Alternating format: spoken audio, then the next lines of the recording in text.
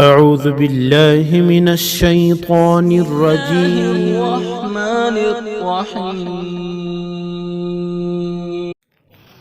الحمد لله نحمده ونستعينه ونستغفره ونؤمن به ونتوكل عليه ونعوذ بالله من شرور أنفسنا ومن سيئات أعمالنا من يهده الله فلا مضل له ومن يضلله فلا هادي له ونشهد أن لا إله إلا الله ونشهد أن محمدا عبده ورسوله صلى الله عليه وعلى آله وأصحابه وبارك وسلم تسليما كثيرا كثيرا.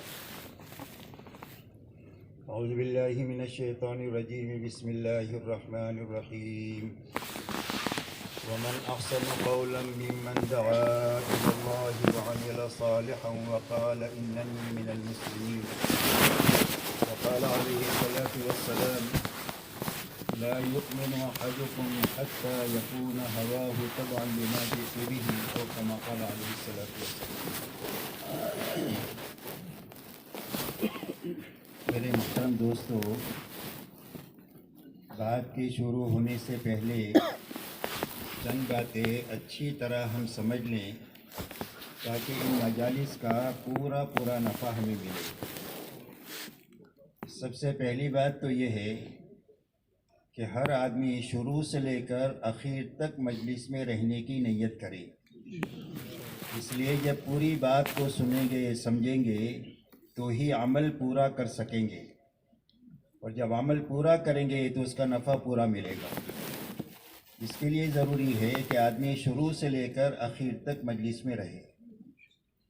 دوسری بات میرے دوستو یہ ہے کہ جسم بھی یہاں ہے، دل دماغ بھی یہاں ہو، تاکہ بات کانوں کے راستے سے دل تک پہنچ جائے. جو بات دل تک پہنچے گی وہ زندگی کے رخ کو صحیح کر دے گی. دین کی بات کا بڑا اثر ہے، لیکن اثر اس وقت میں ظاہر ہوگا جب یہ دل تک بات پہنچے گی. اس لیے بات کو دھیان سے، توجہ سے، ارادے سے آدمی بات کو سنے. اسی کے ساتھ میں پوری بات کو جاگ کر سنے. اور جاگ کر سننے کا آسان راستہ یہ ہے کہ آنکھیں بند نہ کرے، نیچے نہ دیکھے، گھٹنوں میں ہاتھ نہ ڈالے، غیر ضروری ٹیک نہ لگائے. یہ سب سونے کی نیت ہوتی ہے. اور آنکھیں بند ہو گئی تو کان بند ہو گئے. مجلس میں ہونے کے باوجود بھی کوئی بات دل تک نہیں پہنچے گی. اس لیے جاگ کر سننے کا آسان راستہ یہ ہے کہ بات کرنے والے کی طرف دیکھتے رہنا، تو انشاءاللہ نیند نہیں آئے گی. پھر بھی اگر آنکھ بند ہونے لگے تو اپنی آنکھوں کو مل کر اپنی نیند کو دور کیا جائے اور ان مجلسوں سے فائدہ اٹھایا جائے. اسی کے ساتھ میں عمل کی نیت سے بات کو سننا، اس لیے کہ اللہ کی طرف سے جو داد و دہیش کا نظام ہے وہ نیت ہے.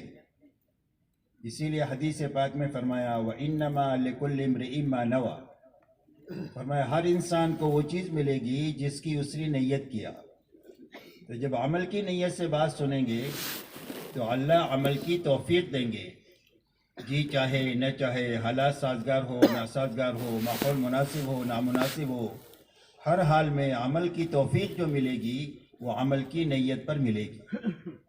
اس لیے عمل کی نیت سے بات کو سننا، اسی کے ساتھ میں اچھی طرح بات کو سنتے ہوئے، سمجھتے ہوئے، عمل کرتے ہوئے اس کے پورے عالم میں اور ساری انسانیت تک پہنچانے کی نیت سے بات کو سننا. تو پورے عالم میں اور ساری انسانیت تک پہنچانے کا کیا راستہ ہے؟ عالم تو کئی بڑا ہے، کئی ایک ملک ہے، اور دنیا میں 800 کروڑ لوگ ہیں. تو ان تک بات کے پہنچانے کا کیا راستہ ہے؟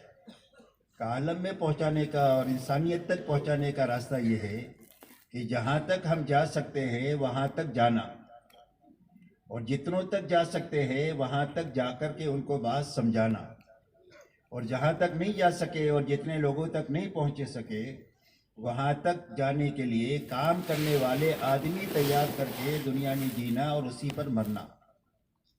حضور صلی اللہ علیہ وسلم کو اللہ نے بڑا کام لے کر دنیا میں بھیجا تھا.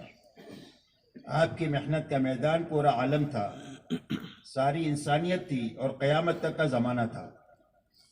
اور اتنے بڑے کام پر قابو پانے کے لیے آپ کو صرف 23 سال کا زمانہ دیا گیا۔ آپ کی عمر مبارک 63 سال کی ہے، 40 سال پر آپ کو نبوت ملی اور 63 سال میں آپ اللہ کو پیارے ہو گئے۔ تو آپ کی محنت کا زمانہ 23 سال کا ہے اور اتنا بڑا کام ہے۔ تو اتنے بڑے کام پر قابو پانے کے لیے آپ نے 23 سالہ انتھک محنت فرمائی اور پورے حجاز میں آپ نے کام کیا، اور آپ کا لمبے میں لمبا سفر جو ہے یہ تبوک تک کا ہے، اور پورا عالم آپ کی محنت کا میدان ہے، قیامت تک کا زمانہ ہے، ساری انسانیت ہے۔ تو اتنے بڑے کام پر قابو پانے کے لیے انتھک محنت کرتے ہوئے آپ نے کام کرنے والا عملہ بنایا۔ آپ کی 23 سالہ دور نبوت میں آپ نے 1.25 لاکھ صحابہ بنائی جو آپ کی زندگی کا آئینہ تھے۔ جو حضور صلی اللہ علیہ وسلم کی زندگی ہے وہی زندگی صحابہ کی اللہ نے بنائی۔ اسی لیے حضور صلی اللہ علیہ وسلم کی زندگی میں جو اعمال تھے اور جو محنت تھی وہ محنت صحابہ میں منتقل ہوئی۔ اسی لیے صحابہ کا تعارف 2 چیزوں سے ہوتا ہے، فرسان بالنہار و رہبان باللیل، بسام بالنہار و بکاء باللیل۔ فرمایا دن کے شہ سوار ہے اور راتوں کے عبادت گزار ہے۔ دن کو حشاش بشاش اللہ کے دین کا کام کرنے والے ہیں، اور راتوں کو اللہ کے سامنے بہت زیادہ رونے والے ہیں۔ حضور صلی اللہ علیہ وسلم کا دین دعوت اور تعلیم کے لیے اور اللہ کی مخلوق کی دیکھ بھال کے لیے، اور آپ کی رات کا بڑا حصہ اللہ کے سامنے نماز میں کھڑا ہونے کے لیے، مناجات کے لیے اور آہوزاری کے لیے۔ اور یہی دونوں چیزیں صحابہ میں منتقل ہوئی۔ صحابہ کا دین دعوت کے لیے اور تعلیم کے لیے، لوگوں کی دیکھ بھال کے لیے، اور رات کا بڑا حصہ اللہ کے سامنے رونے کے لیے، نماز کے لیے، مناجات کے لیے، آہوزاری کے لیے اور قرآن پاک کے پڑھنے کے لیے۔ اس لیے میرے دوستو، کام کا صحیح رخ یہ ہے کہ کام کو اچھی طرح سمجھتے ہوئے، اچھی طرح کرتے ہوئے، اچھی طرح کرنے والے آدمی تیار کر کے دنیا میں جانا۔ جب آدمی تیار ہوتے رہیں گے اپنی مسجدوں میں، اپنے محلوں میں، اپنے شہر میں، اپنی بستی میں، اپنے ملک میں اور عالم میں، تو اطمینان سے ہم جی بھی سکیں گے اور اطمینان کے ساتھ ہم مر بھی سکیں گے۔ ایک باپ کی اولاد اپنے باپ کے کام کو سنبھال لیتی ہے تو باپ اطمینان سے جی بھی لیتا ہے، اطمینان سے مر بھی جاتا ہے کہ کوئی مسئلہ نہیں ہے، میرے بعد میرے بچے میرے کام کو سنبھال لیں گے۔ اس کی زندگی ہی کام کرنے والے بن گئے۔ ایسا ہی آدمی تیار کرنا یہ محنت کا صحیح رخ ہے۔ اور جتنے لوگ آپ کی محنت سے تیار ہوں گے، ان کی ساری محنت کا اور ان کے سارے مقبول اعمال کا ثواب آپ کو ملتا رہے گا۔ آپ انداز لگائے صحابہ کی زندگی بھی ہماری جتنی ہی زندگی تھی، 60 70 سال 80 سالہ زندگی، لیکن وہ زندگی میں ایسا کام کر کے گئے کہ جس کی وجہ سے لاکھوں کروڑوں لوگوں کو ہدایت ملی۔ اب جو لوگ بھی ان کے کہنے سننے سے، ان کی محنت سے ہدایت پر آئے، ان کو تو اللہ تعالیٰ ان کے اعمال کا ثواب دیں گے، لیکن جو ذریعہ بنا ہے ان کو دین کی طرف، ہدایت کی طرف آنے کا، اللہ بھی ان کو مقبول اعمال کا ثواب دیتے رہیں گے۔ تو آپ اندازہ نہیں لگا سکتے ہیں کہ ان کی آخرت کتنی اچھی بنے گی کہ جن کے کھاتے میں لاکھوں لوگوں کے اعمال جو ہے وہ پہنچیں گے۔ اس لیے میرے دوستو، اپنی آخرت اچھے سے اچھی بنانے کا اور آخرت کے راستے سے دنیا بنانے کا راستہ یہ ہے کہ اپنی ذاتی دینداری کے ساتھ میں اللہ کے دین کی ایسی محنت کی جائے کہ ہماری محنت کے نتیجے میں لوگ جوق در جوق اللہ کے دین کی طرف بھی آئے اور دین کی محنت کی طرف بھی آئے، اور محنت کو ایسے رخ سے وہ کرے کہ ان کے ہاتھوں بھی آدمی بنتے رہے، تاکہ آدمی بننے کے راستے سے قیامت تک بات چلے۔ حضور صلی اللہ علیہ وسلم کے ذریعے سے صحابہ بنے، صحابہ نے تابعین کو بنایا، اس کے بعد تابعین کو تابعین نے بنایا، اس کے بعد اولیاء اللہ کا سلسلہ اللہ نے چلایا، ایک ایک ولی کے ہاتھوں لاکھوں لاکھوں لوگ دنیا میں بنے۔ تو یہ محنت کا نظام ہے، خود کرتے ہوئے آدمی بنانا۔ اللہ تعالیٰ نے پوری امت پر مہربانی فرما کر کام کا ایسا رخ عطا فرمایا جو رخ حضور صلی اللہ علیہ وسلم کے زمانے میں تھا۔ آپ کے زمانے میں محنت کا یہ رخ تھا کہ سارے ایمان والے اپنے دین کے بارے میں فکر مند تھے کہ ہمارا دین مکمل ہونا چاہیے، ہمارا دین محفوظ ہونا چاہیے، اور ہمارا دین پھلنا اور پھولنا چاہیے اور پھیلنا چاہیے، یہاں تک کہ دنیا میں کوئی کچا پکا مکان ایسا نہ بچے کہ جہاں پر اللہ کی بات نہ پہنچے۔ ہر ایک ایمان والے کی یہی فکر تھی۔ جوان بھی، بوڑھے بھی، مالدار بھی، غریب بھی، مرد بھی، عورتیں بھی، ہر ایک اسی فکر کے ساتھ جیتے تھے۔ اللہ تعالیٰ نے محنت کا عروق ہمارے زمانے میں چلایا۔ آپ دیکھو اتنا بڑا مجمع یہاں پر آیا ہے، وہ کسی دنیاوی غرض کے لیے نہیں آیا، صرف اللہ کے دین کے لیے آئے ہیں۔ یہ دین ہماری زندگی میں آ جائے، امت میں زندہ ہو جائے، امت کے راستے میں انسانیت میں زندہ آ جائے، اسی فکر کے لیے اتنا بڑا مجمع جمع ہوا۔ اور اللہ نے ایسا طاقتور کام عطا فرمایا کہ گاؤں کا ایک آدمی صحیح فکر لے لے تو پورے گاؤں کے صحیح رخ پر آنے کا ذریعہ بن جائے۔ ایک اسکول کا بچہ صحیح فکر لے لے تو پوری اسکول کا نظام صحیح کرنے کا ذریعہ بن جاوے۔ ایک ملک میں ایک آدمی صحیح فکر لے لے تو آپ کو مثالیں ملیں گی دنیا میں کہ ایک آدمی کی فکر پر، اس کی محنت پر، اس کے رونے دھونے پر اللہ نے پورے ملک میں کام کی شکلوں کو زندہ فرمایا۔ تو ایسا طاقتور کام اللہ نے عطا فرمایا ہے، اس لیے اس کام کو اچھی طرح سمجھنا ہے، اچھی طرح کرنا ہے، اور اچھی طرح کرنے والے آدمی تیار کرنا ہے۔ اس لیے پورے 2 دن کے ہمارے اجتماع میں اسی لائن کی باتیں ہوں گی۔ جب اچھی طرح کام کو سمجھیں گے تو اچھی طرح کر بھی سکیں گے، اور اللہ ہماری زندگی ایسی اچھی بنائیں گے کہ ہمارے ہاتھوں نئے نئے لوگ کام میں لگتے چلے جائیں گے، جس سے ہماری بھی آخرت بن جائے گی، ان کی بھی آخرت بنے گی۔ کیونکہ اس کے لیے انشاءاللہ اسی طرح پوری باتیں کو سنیں گے انشاءاللہ۔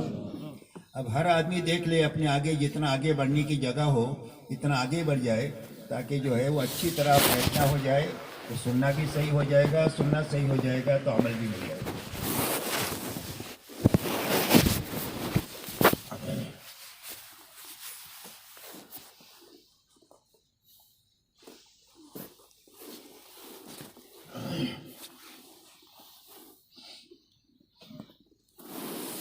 میرے محترم بزرگوں، دوستوں، سمجھنے کی اور پوری امت کو سمجھانے کی بات یہ ہے کہ اللہ جل شانہ نے روئے زمین پر بسنے والے ہر ایک مرد اور ہر ایک عورت کی دنیا اور آخرت کے بنانے کے لیے اللہ نے اپنے پاس سے دین اتارا ہے،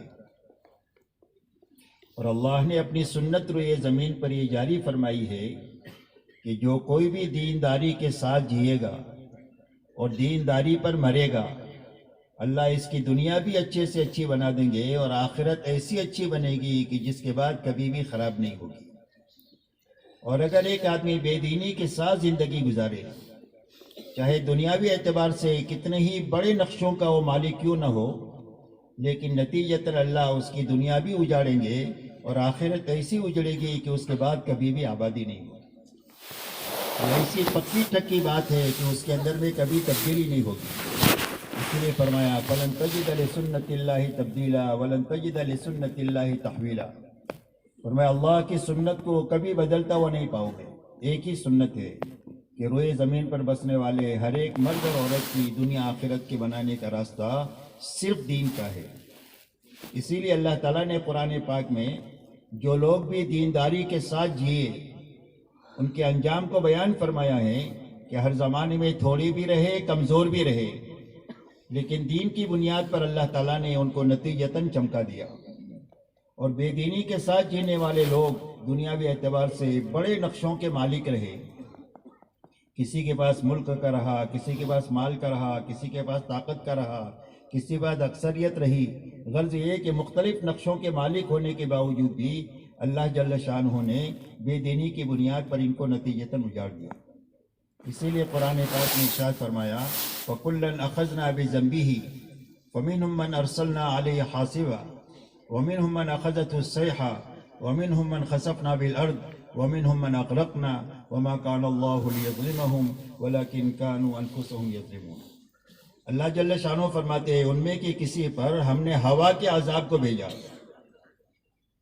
کسی پر فرشتے کی صیحہ اور چیخ کو مسلط کیا جس سے ان کے کلیجے پھٹ گئے، کسی کو زمین میں دھسا دیا، کسی کو پانی میں ڈبا دیا۔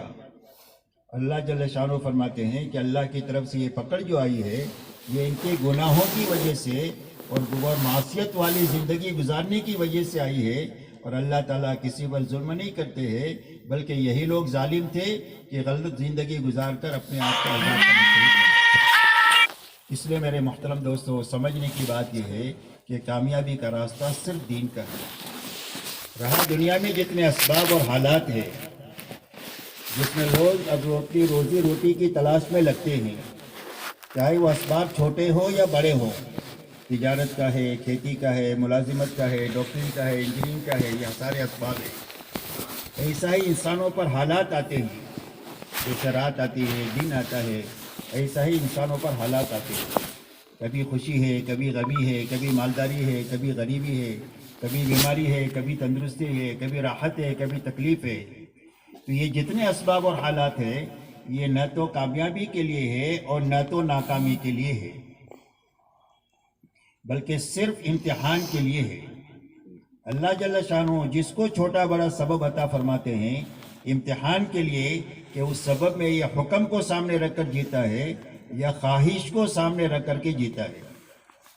اور جو حال بھی اللہ کی طرف سے دنیا میں آتا ہے، اس میں اللہ تعالیٰ حال بھیج کر یہ دیکھنا چاہتے ہیں کہ اس حال میں یہ حکم پر چلتا ہے یا خواہش پر چلتا ہے۔ اس لیے کہ دنیا میں جینے کے دو ہی راستے ہیں، تیسرا کوئی راستہ نہیں۔ ایک راستہ حکموں والا راستہ ہے جو ہر زمانے میں نبی لے کر کے آئے، اور آخر میں حضور پاک صلی اللہ علیہ وسلم اللہ کی طرف سے لے کر آئے، اور آپ نے ان حکموں کے پورا کرنے کا اپنا طریقہ بتایا، اور اس طریقے پر حکم پورا کرنا ہی اللہ کو پسند ہے۔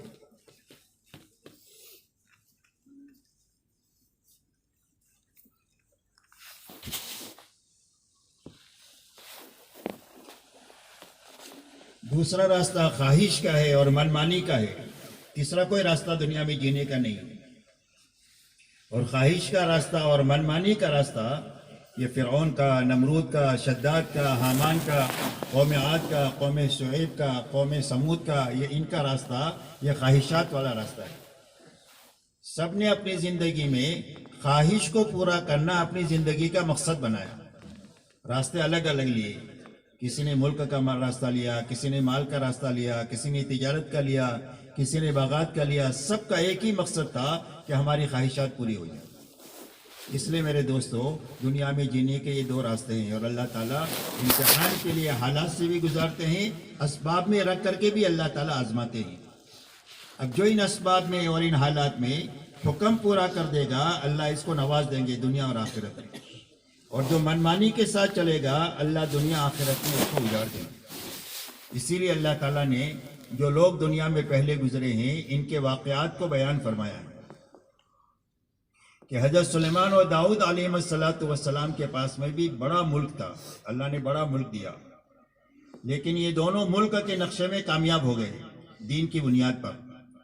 اور فرعون اور نمرود کے پاس میں بھی حکومت تھی، اور یہ دونوں اپنے حکومت میں ناکام ہو گئے۔ مال قارون کے پاس تھا، وہ مال میں ناکام ہو گیا اور زمین میں دھس رہا ہے، اور قیامت تک دھستا چلا جائے گا۔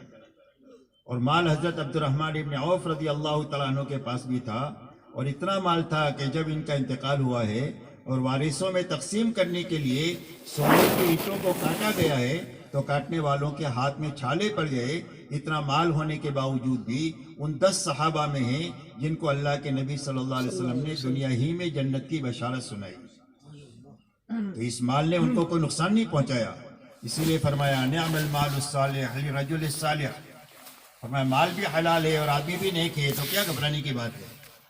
آدمی تو وہ مال کو نیکی کے راستے میں خرچ کر کے اپنی نیکی میں اضافہ کرے گا، اپنی آخرت بنانے میں کام لائے گا۔ اس لیے کہ دنیا اللہ نے دی ہی ہے آخرت کے بنانے کے لیے۔ ایسا ہی تجارت مہاجرین مکہ کے پاس تھی، وہ تجارت پیشہ تھے، اللہ نے ان کو تجارت میں چمکا دیا۔ اور قوم شعیب کے پاس بھی تجارت کی بڑی بڑی منڈیاں تھی، اللہ نے قوم شعیب کو تجارت میں اجاڑ دیا۔ باغات قوم سبا کے پاس تھے، اللہ تعالیٰ نے قوم سبا کو باغات میں اجاڑ دیا۔ اور انصار مدینہ کے پاس میں مدینہ منورہ میں باغات تھے، اللہ نے ان کو باغات میں رکھ کر چمکا دیا، یہاں تک کہ آج 1400 سال گزرنے کے بعد بھی دنیا کی سارے ملکوں سے لوگ وہاں سے کھجوریں لے کر کے جاتے ہیں، لیکن کبھی وہاں پر کھجوریں ختم نہیں ہوئی۔ اللہ تعالیٰ نے اتنی برکتیں دے کر یہ بتلایا کہ جو کھیتی میں، جو باغات میں، تجارت میں حکموں کے ساتھ میں زندگی گزاریں گے، ہم ان کو ایسا چمکائیں گے جیسے پہلے لوگوں کو چمکائے۔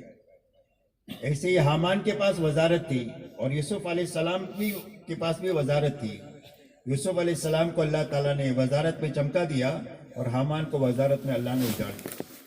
اللہ نے اس بات کو بتلایا کہ دنیا میں جتنے اسباب ہیں، ان اسباب میں نہ تو کامیابی ہے نہ ناکامی ہے، اس میں کامیابی اللہ کی طرف سے آئے گی اور حکم پورا کرنے کے راستے سے آئے گی، اور اس میں ناکامی آئے گی حکم توڑنے کی وجہ سے، خواہش پر چلنے کی وجہ سے آئے گی۔ اس لیے میرے محترم دوستو، دعوت اور تبلیغ کی محنت اس بات کی ہے کہ ہر ایمان والا جس شعبے میں بھی ہے اس شعبے میں پورے دین پر چلنے کی اپنے اندر طاقت پیدا کر لے۔ وہ طاقت پیدا کرنے کے لیے تبلیغ ہے۔ جس طرح زمین کے اندر میں بیج اگانے کی استعداد پہلے پیدا کی جاتی ہے اور اس کے بعد بیج ڈالا جاتا ہے تو بیج اگ جاتا ہے اور من کا سومن جو ہے وہ نکل جاتا ہے، ایسا ہی دعوت اور تبلیغ کی محنت کسی کا کام چھڑانے کی محنت نہیں ہے، بلکہ اس بات کی محنت ہے کہ جو جن شعبوں میں ایمان والے رہ رہے ہیں ان شعبوں میں اللہ کے حکموں کے مطابق، حضور صلی اللہ علیہ وسلم کے طریقے کے مطابق جینے کی طاقت اپنے اندر پیدا کر لے، تاکہ فرائض زندگی میں زندہ ہو جائے اور حرام سے زندگیاں پاک ہو جائے۔ جب ان شعبوں میں دینداری کے ساتھ چلیں گے تو ان شعبوں میں رکھ کر اللہ تعالیٰ چمکا دیں گے۔ اسی لیے حدیث پاک میں آتا ہے التاجر الصدوق الامین مع النبیین والصدیقین والشہداء، او کما قال علیہ الصلوۃ والسلام، فرمایا سچا اور امانت دار تاجر کل قیامت کے دن اس کو نبیوں کے ساتھ، صدیقین اور شہداء کے ساتھ میں اٹھایا جائے گا۔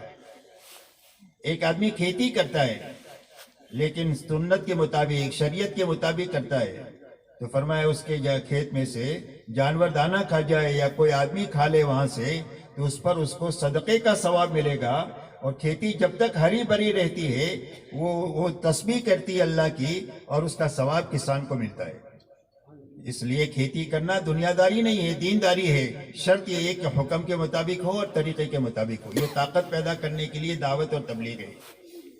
ایک آدمی حاکم ہے، حکومت کرتا ہے لیکن انصاف کے ساتھ کرتا ہے، تو فرما قیامت کے دن اللہ تعالیٰ اس کو عرش کے سائے میں جگہ دیں گے، جبکہ اللہ کے سائے کے سوا کوئی سایہ نہیں ہوگا۔ یعنی اس کی حکومت دنیا نہیں ہے، اس سے اس کی آخرت بنے گی اور اس کا دین بنے گا۔ شرط یہ ہے کہ شریعت کے مطابق اور سنت کے مطابق اپنی حکومت کو کرے۔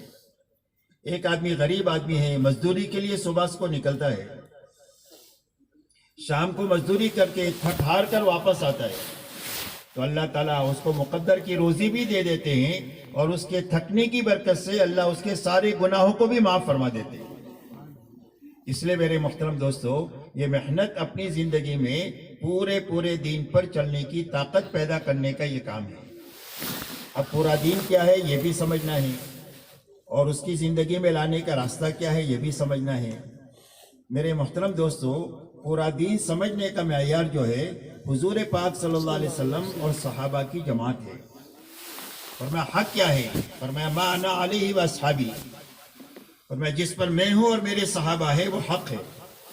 قیامت تک حق کے سمجھنے کا اور دین کے سمجھنے کا معیار حضور صلی اللہ علیہ وسلم اور صحابہ کی جماعت ہے۔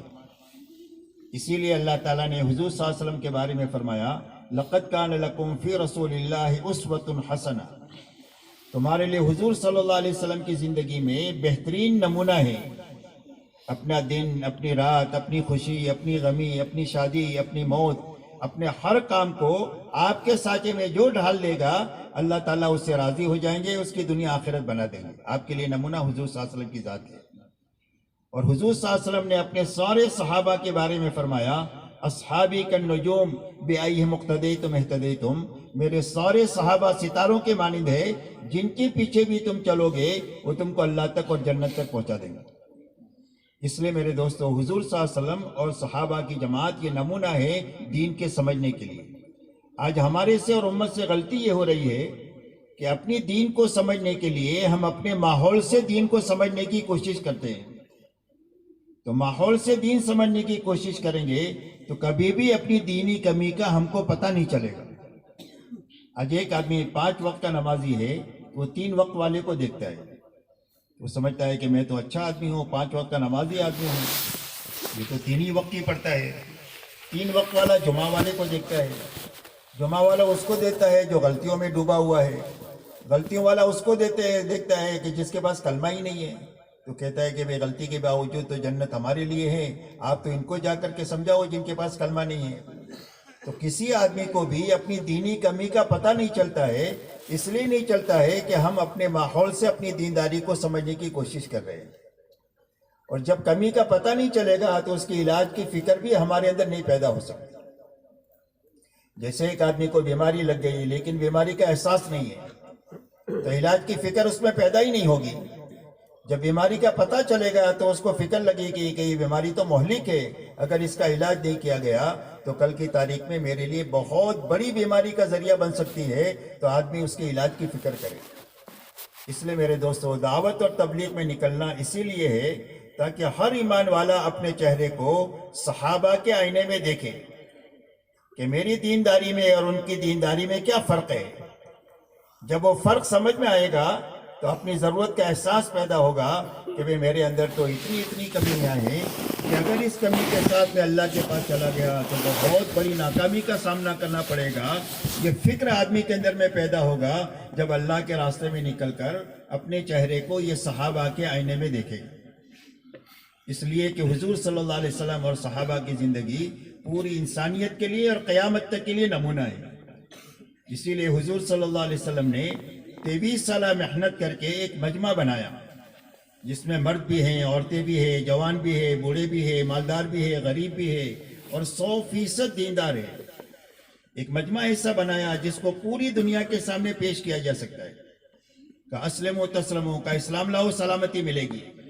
کون سا اسلام؟ کا ان لوگوں کی زندگیاں نمونہ ہے جن کے بارے میں حضور صلی اللہ علیہ وسلم نے فرما دیا کہ میرے سارے صحابہ ستاروں کے مانند ہیں، ان جو بھی ان کے پیچھے چلے گا وہ اللہ تک اور جنت تک پہنچ جائے گا. اس لیے حضور صلی اللہ علیہ وسلم نے اپنے صحابہ کو قیامت تک کے آنے والے انسانوں کے لیے نمونہ بنایا. تو آپ کی محنت سے ایک تو مجمع تیار ہوا کہ جو دنیا کے سامنے پیش کیا جا سکے کہ اسلام ہے اور یہ مسلمان ہیں. دوسرا، آپ کی محنت سے ایک ماحول تیار ہوا پورے حجاز کا، خصوصیت کے ساتھ مدینہ منورہ کا ماحول تیار ہوا. اور ایسا ماحول تیار ہوا کہ جس ماحول میں 100% ایمان والوں کے دلوں میں اللہ رسول کی محبت سب سے زیادہ تھی. اس لیے کہ دنیا کا ہر انسان 8 چیزوں کے بیچ میں رہتا ہے. قرآن پاک میں اللہ تعالیٰ نے اس آیت میں ان 8 چیزوں کو گنایا ہے. قل ان کان آباؤکم، کہ اگر تمہارے باپ، تمہارے بیٹے، تمہارے بھائی، تمہاری بیوی اور تمہاری برادری اور تمہاری تجارت، تمہارا مال اور تمہارے مکانات، کہ بھائی جاگ رہے کہ سو رہے؟ جاگ رہے نہیں، کچھ لوگ سو رہے. مسئلے سے مجھے اوپر بٹھایا ہے تو مجھے نظر آتا ہے کون جاگ رہا ہے کون سو رہا ہے. اور صبح میں 2 کام کرنا پڑتا ہے، ایک بیان بھی کرنا پڑتا ہے اور جگاتے بھی رہنا پڑتا ہے. تو آپ لوگ میری طرف دیکھو گے تو نیند نہیں آئے گی، نیچے دیکھو گے تو سو جاؤ گے، یاد رکھو. اسی لیے میں نے پہلے بات کیا تھا کہ پوری بات کو جاگ کر کے سنا جائے. اللہ تعالیٰ آسان فرماتے ہیں. تو آپ نے 23 سالہ محنت فرما کر پورے حجاز کا اور خصوصیت کے ساتھ مدینہ منورہ کا ایسا ماحول بنایا کہ 100% ایمان والوں کے دلوں میں اللہ رسول کی محبت ان 8 چیزوں سے زیادہ تھی.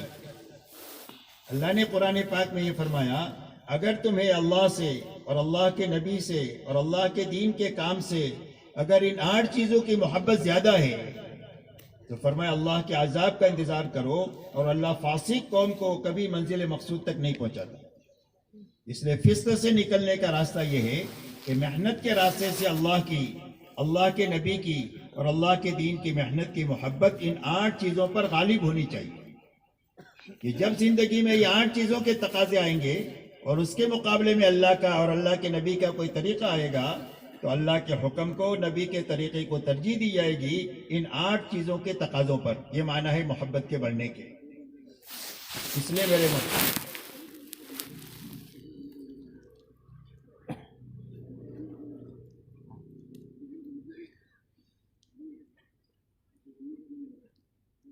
اس لیے 100% ایمان والوں کے دلوں میں اللہ رسول کی اور اللہ کے دین کی کام کی محبت سب سے زیادہ تھی.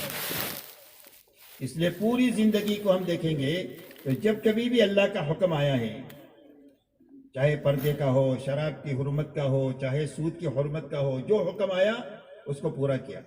جو کرنے کا کام ہے وہ زندگی میں ہے، جو بچنے کے کام ہے ان سے زندگی پاک ہے. ان کے بارے میں آتا ہے کانوا کتاب اللہ یمشون علی الارض، زمین پر اللہ کی چلتی پھرتی کتاب تھے کہ جو قرآن میں ہے وہ زندگی میں ہے. اسی لیے ایک صحابی کی طرف اشارہ کر کے فرمایا یہ اللہ کی کتاب ہے جو زمین پر چل پھر رہی ہے. اگر تمہیں قرآن سمجھنا ہے تو اس مجمع کی زندگی کو دیکھ کر آپ قرآن سمجھ سکتے ہو کہ قرآن میں اللہ نے کیا کرنے کے احکامات دیے سب ان کی زندگی میں ہیں، اور کن چیزوں سے بچنے کے لیے کہا ہے ان ساری چیزوں سے ان کی زندگیاں پاک ہے۔ اس لیے 100% ایمان والوں کے دلوں میں اللہ رسول کی محبت سب سے زیادہ ہے۔ تلاش کرنے سے آپ کو کوئی بے نمازی نہیں ملے گا۔ منافق کی ہمت نہیں ہو سکتی تھی کہ جماعت کی نماز کو چھوڑ دے۔ مسلمان کا تو تصور ہی نہیں ہو سکتا ہے کہ مسلمان بے نمازی ہو۔ اس لیے 100% ایمان والوں کی زندگی میں اللہ کی عبادت حقیقت کے ساتھ زندہ تھی۔ 100% ایمان والے اپنے دین سے باخبر تھے کہ میرے سے کیا دین اللہ کا متعلق ہے، کیا کرنے کے کام اس سے متعلق ہے، وہ مجھے اس کا علم حاصل کرنا ہے اور اپنی زندگی کو اس کے مطابق گزارنا ہے۔ کن چیزوں سے بچنے کے لیے اللہ نے کہا ہے اس سے اپنی زندگیوں کو پاک کرنا ہے اور اس طریقے سے زندگی گزارنی ہے۔ 100% ایمان والے علم کے ساتھ جیتے تھے، کوئی بھی جہالت کے ساتھ نہیں جیتا تھا، اور 100% ایمان والے اللہ کے تعلق کے ساتھ جیتے تھے کہ جو علم ہے اس پر عمل کرنا، اسی کا نام ذکر ہے۔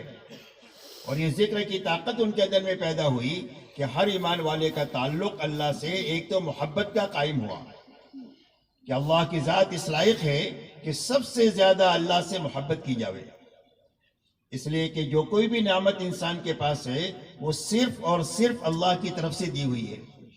ما بکم من نعمت فمن اللہ، اور میں جو نعمت بھی تمہارے پاس میں ہے وہ صرف اور صرف اللہ کی طرف سے ہے۔ تو جو اللہ اتنے بڑے انعامات کرنے والے ہیں ان کا حق یہ ہے کہ ان سے محبت کی جائے اور ان کی محبت ساری محبتوں پر غالب ہو۔ دوسرا اللہ سے تعلق ہو ڈر کا، کہ اللہ کی ناراضگی کا ڈر لگ جائے کہ کہیں اللہ ناراض نہ ہو جائے، اس لیے کہ اللہ کا رحم بھی بڑا، اللہ کی پکڑ بھی بڑی، اللہ کی رضا بھی بڑی اور اللہ کی ناراضگی بھی بڑی۔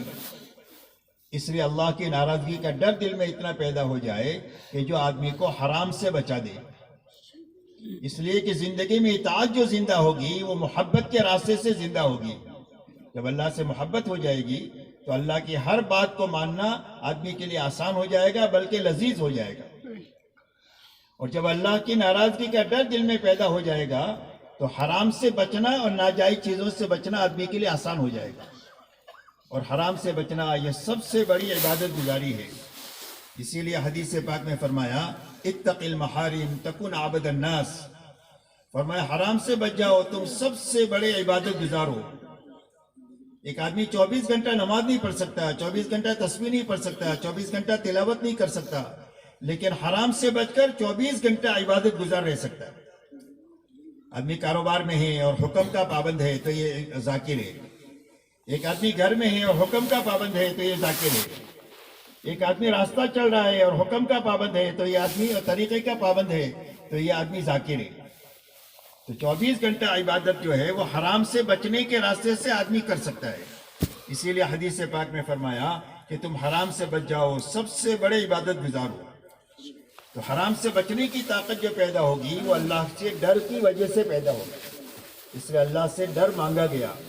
حضور صلی اللہ علیہ وسلم کی مسنون دعاؤں میں ہے کہ اللہ مجھے اپنی محبت اتنی دے، اللہ تو مجھے اپنی محبت دے اور اتنا ڈر دے جو گناہوں کے بیچ میں حائل ہو جائے، جو گناہ کرنے کی ہمت نہ رہے، اور گناہ ہو جائے تو فوراً توبہ کی توفیق مل جاوے اللہ کے تعلق کی وجہ سے کہ کہیں اللہ ناراض نہ ہو جائے، اور اتنا یقین عطا فرما دے جو حالات کے تاثر سے آدمی کو نکال دے۔ اس لیے کہ دنیا حالات کا گھر ہے، کبھی خوشی ہے، کبھی غمی ہے، کبھی بیماری ہے، کبھی تندرستی ہے، کبھی مالداری ہے، کبھی غریبی ہے، کبھی راحت ہے، تکلیف ہے۔ ان حالات میں حکم پر آدمی جو چلے گا وہ یقین کی طاقت سے چلے گا، اس لیے یہ اللہ سے مانگنے کی چیزیں ہیں اور اپنی زندگی میں پیدا کرنے کی چیزیں کہ سب سے پہلے اللہ کی محبت دل میں پیدا ہو جائے، اللہ کا ڈر دل میں پیدا ہو جائے، اور اللہ کی ذات عالی کا یقین پیدا ہو جائے کہ زندگی اللہ کے بنانے سے بنے گی اور اللہ کے اجاڑنے سے زندگی اجڑے گی۔ یہ یقین پیدا ہو جائے، ملک و مال سے زندگی نہیں بنتی ہے، اللہ ہی کے بنانے سے بنتی ہے۔ تو 100% ایمان والے اللہ کی اطاعت اور فرما برداری کے ساتھ اور ذکر کے ساتھ جینے والے تھے اللہ کے تعلق کی وجہ سے۔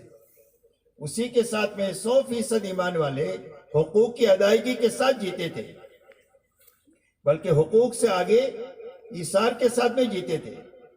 آپ نے کئی مرتبہ فضائل کی کتابوں میں یہ واقعہ سنا ہوگا کہ ایک بکری کی سیری ایک گھر سے ہدیے کے طور پر اپنے پڑوس میں گئی، دیکھیں پڑوس والے کو اس کی ضرورت زیادہ ہے، وہ بھوکے ہیں، ان کے پاس بھیجی تو انہوں نے دیکھا میرا بھائی زیادہ محتاج ہے، اس کے پاس بھیج دیا۔ 7 گھروں میں گھوم پھر کر پہلے گھر پر واپس آ گئی۔ یہ عمومی طور پر فاقے کا بھی پتہ دیتی ہے اور ان کے اخلاق کا بھی پتہ دیتی ہے کہ ان کے معاشرت کا ایسا پاکیزہ حال تھا کہ ہر آدمی یہ سوچتا تھا کہ بھلے میں بھوک سے گزار لوں، میرا بھائی کھا لے۔ تو حقوق کی ادائیگی کے ساتھ 100% ایمان والے جیتے تھے۔ اسی کے ساتھ میں 100% ایمان والے اللہ کے اور اللہ کی رضا کے طالب تھے کہ اللہ راضی ہونا چاہیے اور ہماری آخرت بننی چاہیے۔ کوئی بھی دنیا کا طالب نہیں تھا، نہ مال کا طالب تھا نہ اقتدار کا طالب تھا، کہ نہ مال کا چاہت ہے نہ اقتدار کی چاہت ہے۔ ہر ایک کی چاہت یہ ہے کہ اللہ راضی ہونا چاہیے اور ہماری آخرت بننا چاہیے۔ اور 100% ایمان والے اپنے آپ کو دین کا ذمہ دار سمجھتے تھے کہ جس طرح باپ ہوں بچوں کا ذمہ دار ہوں، شوہر ہو بیوی کی ذمہ داری ہے، تاجر ہوں تجارت کی ذمہ داری ہے، ایسا ہی مسلمان ہوں، مسلمان ہونے کے ناطے اسلام کی ذمہ داری بھی مجھ پر ہے۔ دنیا کی ذمہ داریوں کے پورا کرنے کے لیے جتنی جان کا، مال کا، صلاحیت کا، وقت کا تقاضا ہوتا ہے میں خوشی خوشی لگاتا ہوں، ایسا ہی دین کے مسلمان ہونے کے ناطے اسلام کی ذمہ داری بھی میرے پر ہے۔ جب کبھی بھی دینی کوئی تقاضا ہوگا تو اس کے لیے اپنی جان، مال، وقت، صلاحیت میں اتنی ہی لگاؤں گا جتنی دین کا تقاضا ہے، اور خوشی سے لگاؤں گا، بوجھ کے ساتھ نہیں لگاؤں گا۔ اسی لیے حضور صلی اللہ علیہ وسلم کے زمانے میں کام کا یہ رخ تھا کہ جب کوئی تقاضا آتا تو سارے ایمان والے نماز کے عنوان پر مسجد میں جمع ہو جاتے، ان کے سامنے تقاضا رکھ دیا جاتا۔ تو اس مجمع میں کچھ لوگ وہ تھے کہ جن کے پاس سواری بھی ہے، توشہ بھی ہے، کہ سفر میں سوار کرنے کے لائق بھی سواری بھی ہے اور سفر میں توشے کا سامان بھی ہے کہ اپنا سفر پورا کر سکتے ہیں۔ بڑا مجمع وہ ہے کہ جس کے پاس سواری بھی نہیں ہے، توشہ بھی نہیں ہے، اور حضور صلی اللہ علیہ وسلم کے پاس اتنا مال نہیں ہے کہ ان کو سوار بھی کرے، ان کو توشہ بھی دے۔ تو یہ لوگ جن کے پاس سواری اور توشہ ہے وہ تو چلے گئے اللہ کے راستے میں تقاضے کو پورا کرنے کے لیے، اور جن کے پاس سواری اور توشہ نہیں ہوا یہ روتے ہوئے رہ گئے۔ قرآن ان کے بارے میں کہہ رہا ہے تولوا اعینہم تفیض من الدم، فرمایا اس حالت میں یہ لوگ واپس لوٹے ہیں کہ ان کی آنکھوں سے آنسو جاری ہے کہ کرنے کا کام آیا تھا اور ہم رہ گئے اور یہ لوگ چلے گئے۔ یہ روتے ہوئے واپس لوٹے۔ حضور صلی اللہ علیہ وسلم فرماتے ہیں کہ رونے والے بھی ان جانے والوں کے ساتھ ہیں۔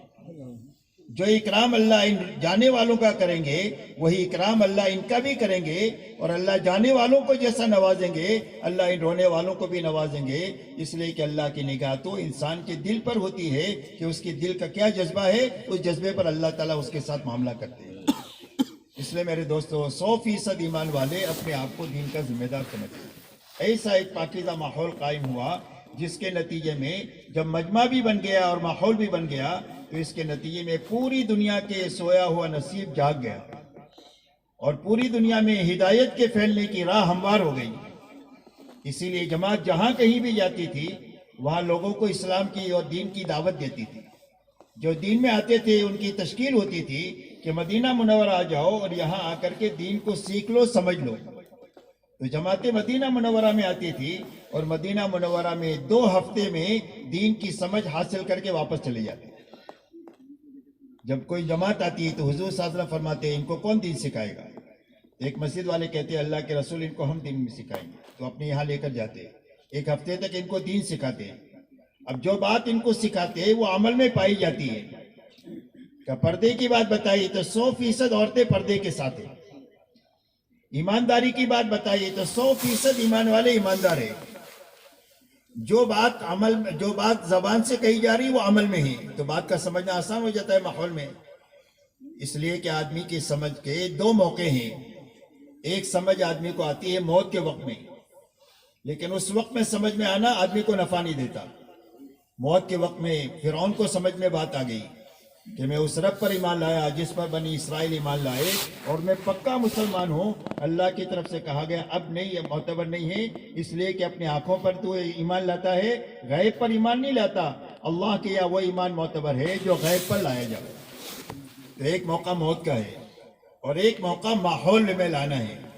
دعوت اور تبلیغ کے راستے سے اس بات کی محنت ہے کہ ہر ایمان والے کو ماحول میں لایا جائے، اس لیے کہ حق جو ہے اس کی بنیاد غیب پر ہے، حق جو ہے وہ اس کی بنیاد غیب پر ہے۔ اسی لیے فرمایا اللہم انت الحق ووعدک حق ولقاؤک حق والجنت حق والنار حق والنبیون حق ومحمد رسول اللہ حق والساعۃ حق۔ یہ حقائق ہے کہ اللہ آپ کی ذات پر حق ہے، لیکن اللہ کو دکھا نہیں سکتے، اللہ کو سمجھ سکتے ہیں، سمجھا سکتے ہیں۔ ایسا ہی فرمایا اللہ کی ملاقات پر حق ہے، ہر آدمی کو موت کے بعد اللہ سے جا کر ملنا ہے۔ اللہ کے وعدے حق ہے لیکن وہ غیب میں ہے، مدد کے وعدے بھی غیب میں ہے، پکڑنے کے وعدے وعیدے بھی حق میں ہے، یہ بھی غیب میں ہے۔ ایسا ہی جنت غیب میں ہے اور جہنم غیب میں ہے۔ سارے نبی برحق ہے لیکن نبیوں کو آپ دیکھ نہیں سکتے۔ ایسا قیامت کا دن برحق ہے لیکن اس کو آپ دکھا نہیں سکتے، لیکن اس کو سمجھا سکتے ہیں۔ اور سمجھنے کا موقع ایک تو موت ہے، موت کے وقت میں آدمی کو سمجھ میں آئے گا، اس وقت میں سمجھ میں آنا مفید نہیں ہوگا۔ دوسرا سمجھنے کا موقع ماحول ہے، ایک ماحول میں آدمی کو لایا جاوے اور اس ماحول میں اس کو اللہ سمجھایا جائے کہ اللہ کتنے بڑی ہے، وہ کتنی طاقت والے ہیں، اللہ کی قدرت سمجھائی جائے، اللہ کی سنتیں سمجھائی جائے، اللہ کی شانیں سمجھائی جائے، جنت کی نعمتیں سمجھائی جائے، جہنم کے عذابات سمجھائے جائے، قیامت کا دن سمجھایا جائے، اس لیے کہ سمجھایا جا سکتا ہے اور ماحول میں سمجھ میں آتا ہے۔ ایک آدمی سرد ملک، گرمی کے ملک میں، سرد ملک میں رہنے والا ہے، اس کو معلوم ہی نہیں کہ گرمی کیسی ہوتی ہے، لیکن اگر گرمی کے سیزن میں اگر اس کو دلی ایئرپورٹ پر اتار دیا جائے کہ وہ بغیر تقریر کے اس کو گرمی سمجھ میں آ جائے گی کہ نہیں؟ تو کس طرح سے سمجھ میں آئی گرمی؟ ماحول کی وجہ سے گرمی سمجھ میں آئی، اس کے لیے تقریر کی ضرورت نہیں۔ اس لیے دوسرا راستہ سمجھنے کا جو ہے وہ ماحول کا ہے کہ دعوت اور تبلیغ کے راستے سے ہر ایمان والے کو اس کی ملاقاتیں کر کے، اس کو ایمان سمجھا کر، آخرت سمجھا کر، دین کا نفع سمجھا کر، بے دینی کا نقصان سمجھا کر اس کو ماحول میں لانے کی محنت کی جائے۔ مسجد وار جماعت کے ذریعے سے، 3 دن کے ذریعے سے، چلے کے ذریعے سے، 4 مہینے کے ذریعے سے ہر ایمان والے کو ایسا ماحول ملے اور ایسا اعمال نبوت سے گزارا جاوے کہ جس کے راستے سے اس کو یہ حقائق سمجھ میں آ جائے، اللہ کی قدرت بھی سمجھ میں آ جائے، اللہ کے احسانات کا دھیان بھی آ جائے، اللہ کے خزانے بھی سمجھ میں آ جائے کہ جس کی وجہ سے اللہ کو راضی کرنے کا فکر پیدا ہو جائے اور اللہ کی ناراضگی کا ڈر ہو جائے اور اللہ کی ذات عالی کا یقین پیدا ہو جائے۔ اس لیے میرے محترم دوستو، دعوت اور تبلیغ کے ذریعے سے ہر ایمان والے کو ماحول میں لانا ہے اور ماحول میں لا کر کے ہر ایک کو چہرے کو صحابہ کے آئینے میں دکھانا ہے۔ ایک ہماری دینداری ہے اور ایک صحابہ کی دینداری ہے۔ تو صحابہ کی دینداری کیسی تھی وہ سمجھنی ہے اور سمجھانی ہے۔ تو حضور صلی اللہ علیہ وسلم نے امت کو جن بنیادوں پر اٹھایا ہے اس میں سب سے پہلی بنیاد جو ہے وہ ایمان ہے۔ صحابہ فرماتے ہیں ہم نے پہلے ایمان سیکھا اور اس کے ساتھ پھر قرآن کو سیکھا۔ جب ایمان کی محنت ہوگی تو ایمان کی محنت کے راستے سے اللہ کے حکموں پر عمل کرنا آسان ہو جائے گا اور اللہ کی ناراضگی سے بچنا یہ آسان ہو جائے گا۔ اس لیے سب سے پہلے حضور صلی اللہ علیہ وسلم نے پوری امت کا کلمہ بنایا کہ ہر آدمی کا یقین یہ بنے کہ میری زندگی کے بننے بگڑنے کا تعلق ملک اور مال سے نہیں ہے، ڈگری اور عہدوں سے نہیں ہے، چیزوں اور سامانوں سے نہیں ہے۔ اگر مال سے زندگی بنتی ہے تو قارون کی بن جاتی ہے، اگر ملک سے زندگی بنتی ہے تو نمرود کی اور فرعون کی بن جاتی ہے، اور اگر عہدے سے بن جاتی ہے تو حامان کی بن جاتی ہے۔ تو ان زندگیوں کے بننے کا مدار ان چیزوں پر نہیں ہے، بلکہ زندگیوں کے بننے بگڑنے کا تعلق صرف اللہ کی ذات کے ساتھ ہے۔ اللہ ہی زندگیوں کو بناتے ہیں اور اللہ ہی زندگیوں کو اجاڑتے ہیں، اس لیے کہ اللہ خالق ہے، اللہ ہی مالک ہے۔ اللہ کے علاوہ جو کچھ ہے دنیا میں وہ سب مخلوق ہے، ذرہ بھی مخلوق ہے، پہاڑ بھی مخلوق ہے، قطرہ بھی مخلوق ہے اور سمندر بھی مخلوق ہے، چونٹی بھی مخلوق ہے اور جبرائیل امین بھی مخلوق ہے، اور ایک پیسہ بھی مخلوق ہے اور لاکھوں کروڑوں بھی مخلوق ہے۔ اور مخلوق کے بارے میں اللہ کا فیصلہ یہ ہے لا یملک نفعا ولا ضرا ولا موتا ولا حیاتا ولا نشورا۔ فرمایا مخلوق چاہے چونٹی ہو یا جبرائیل امین ہو، چاہے ذرہ ہو یا پہاڑ ہو، چاہے قطرہ ہو یا سمندر ہو، چاہے ایک پیسہ ہو یا لاکھوں کھربوں ہو، اس کے جہاد میں نفع بھی نہیں ہے، نقصان بھی نہیں ہے، کسی کو مارنا بھی نہیں ہے اور کسی کو زندگی دینا بھی نہیں ہے اور کسی کو مار کر دوبارہ زندہ کرنا بھی نہیں ہے۔ یہ سب کچھ تنہا صرف ایک اللہ ہی کے ہاتھ میں ہے۔ اس لیے سب سے پہلے ہر ایمان والے کا یقین یہ بنے کہ میری زندگی کے بننے کا دار و مدار صرف اللہ کی ذات کے ساتھ ہے۔ اللہ ہی زندگی بناتے ہیں اور اللہ ہی زندگی اجاڑتے ہیں۔ آج تک جتنوں کی بنی ہے اللہ ہی کے بنانے سے بنی ہے اور آج تک جتنوں کی اجڑی ہے اللہ ہی کے اجاڑنے سے اجڑی ہے۔ اس لیے سب سے پہلے یقین ہمارا بنے۔ اب اللہ کے یہاں زندگی کے بنانے کا کیا ضابطہ ہے؟ فرمایا زندگی کے بنانے کا ضابطہ صرف محمد الرسول اللہ ہے۔ کہ اللہ کس کی زندگی بنا دیں گے؟ فرمایا جو محمدی بن کر جیے گا اور جو محمدی بن کر کے مرے گا اللہ اس کی زندگی کو بنا دیں گے۔ سر کے بالوں سے لے کر پیر کے ناخن تک اور جوتا پہننے سے لے کر نماز تک اور شادی بیاہ سے لے کر حکومت کرنے تک اپنی زندگی کے ہر حرکت اور سکون میں جو محمدی بن کر کے جیے گا اور محمدی بن کر کے مرے گا اللہ اس کی زندگی کو بنا دیں گے۔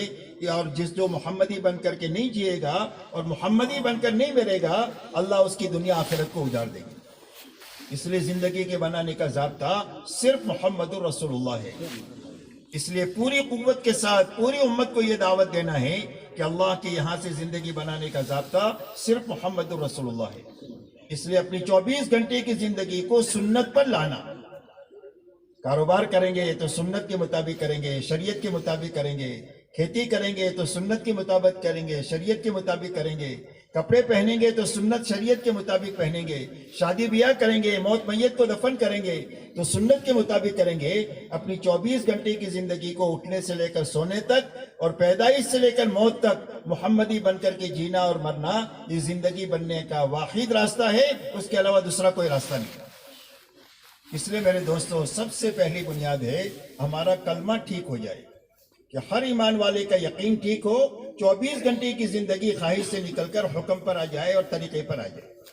حضور صلی اللہ علیہ وسلم نے سب سے پہلے کلمے کی محنت کر کے 100% ایمان والوں کا یقین بنایا اور ان کی 24 گھنٹے کی زندگی سنت پر آ جائے، اس کے لیے محمد رسول اللہ کو سنت پر لانے کی محنت کیا۔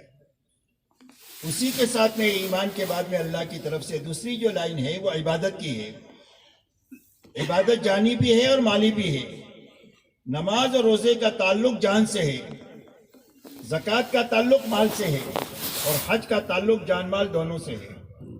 تو اپنی جان کا استعمال بھی صحیح ہونا چاہیے، اپنے مال کا کمانا اور خرچ کرنے کی لائن بھی صحیح ہو جائے، اس کے لیے عبادت کی لائن صحیح ہو جائے گی تو یہ دونوں لائنیں ٹھیک ہو جائیں گی۔